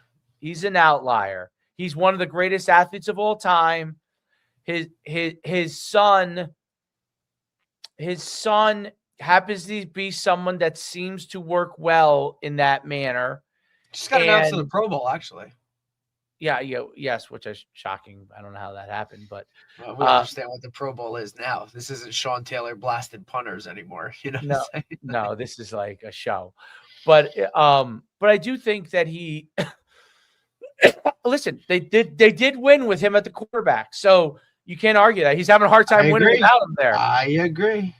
So I think that is it's a different world from that standpoint. And I always say this, like, everyone's like, oh, can it work in high school? Well, Brett Favre's father was his head coach in high school. Mm-hmm. And even though he ran the option, didn't let him throw, but he did, which is why he ended up at Southern Miss. But he did coach him. You know what I mean? Like, and so he didn't coach him in college, but he did coach him. And, Nick Saban's father did coach him all throughout youth, right? And Nick Saban played what position in youth? Quarterback, right? Now, it didn't, obviously, ultimately, he was a DB, but he was a quarterback. And that was one of the greatest stories that Nick Saban told. Like, his father was like, they were like, what play should we run here? And he was like, we're going to throw it to so-and-so in the corner in the end zone. Okay. He's the best athlete. They're like, okay, he threw it. And he went, and that's what. I love that he brought that up, because I'm a big believer in that, and it's something that's kind of like, you know what I mean? Like, I really definitely, like, when it comes down to it, it's not about plays, it's about players, 100%. It's so true. Like, when people like in that playoff game, people are like, how come you end up going to this kid so many times? I in my mind there was like 2 or 3 kids I could end up going to a lot, and the one kid was he just seemed on, and I was like, I ran other guys. You got to roll with that, and I rolled with it, and I ended up rolling with a lot. And people were like, "Oh, you rolled with it to a fault," and I said, you know what? You can never roll with a guy playing great to a fault. I hate to say that, for people to hear that. If a guy's on fire and you lose with the guy that's on fire, you did not make a mistake there. If you were rolling with the guy that's on fire and having a great game, and all of a sudden you got cute and lost the game, then people would really have a right to say, wait a minute, this guy ran for XYZ, was running for 200 yards, and you decided to go away from him, like, hey, that I don't think that's always, I think you got to go with the hot hands, or maybe it's 1 or 2 you have in a game. It's the same way we do it when it comes to tournaments, right? Like, every quarterback gets reps, everybody does this, but look, come that fourth quarter, or come that, when we go playoff time, look, who's ever the hot hand, like, you're rocking and we're rolling, and it's okay, right? Like, it's kind of just how we do it. And you believe us because that's fine, and if you don't understand, and if that's your prerogative, all right, cool. Like, sorry, but it is what it is.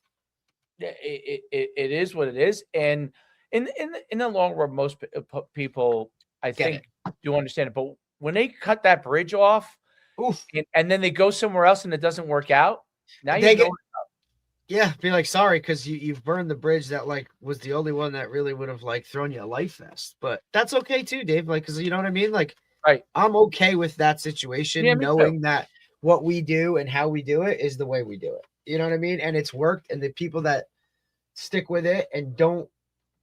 And I'm not trying to badmouth or say it's the wrong way to do it. It's just another way to do it that I'm not really interested in dealing with. You know what I mean? And if you want to do all that, and at the end of it, like, you want to invest all that money to do all that kind of shit. And look, when we're all still in the same boat and you're still going to the program or the level that we said you were going to, or we advised you to aim for, and okay. There's your scholarship money. I invested in a trainer.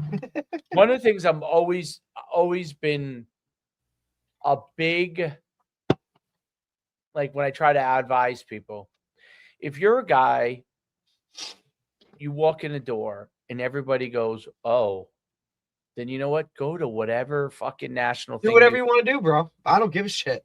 Yeah. Just like the whole, like, look, man, if you're that good, talk all the shit you want, because if you can back it up, go. I don't go. All good, bro.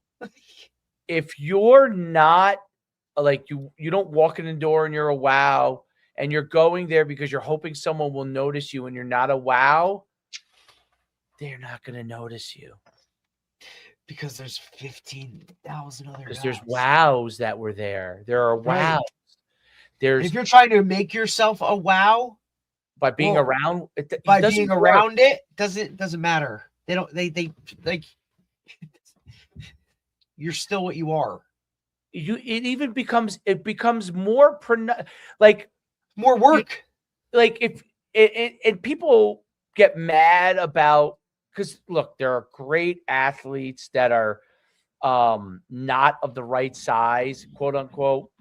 But you have to realize that their road is always a harder road. It is not. They do not get the slam dunk road, okay? Unless you're Tyreek Hill's speed, and Tyreek Hill did not get the slam dunk road. Puka is still taking shit. Cooper Kupp still taking shit. Yes, if you're And these guys are proven. You can get there, but it's a different road. You don't, if you're not the exact size and height that everybody wants, and you go and compete against guys that are, let's say you go nationally, that will not put you on the radar. Okay. That does not put you on the radar. It just makes them look even better. Okay. Even if you catch a pass on them, that kid's a good player.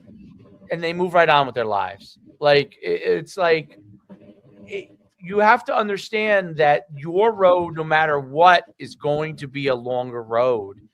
Okay. And if you're willing to do that road, like a harder road, and it's just going to be more challenging. And then doesn't mean you won't get to that same spot. And I'm not saying, and I'm not the person here to, like you said, like the other day, I don't want to be a dream crusher. Right. Not in that world. I get it. But I care enough about you to have to tell you what I believe will be the truth, or what somebody. I'm not here to, like, you know what I mean? Like, again, I don't want to crush your dreams, but I have to, in what I've seen, explain to you in the best way possible what I think it's going to be, or where it's at, or how I've seen it play out in the past. You might be the outlier. You're right. I hope you are. You know what I'm saying? But I care about you enough to have this really hard conversation. And most guys. I mean, listen, you were an outlier.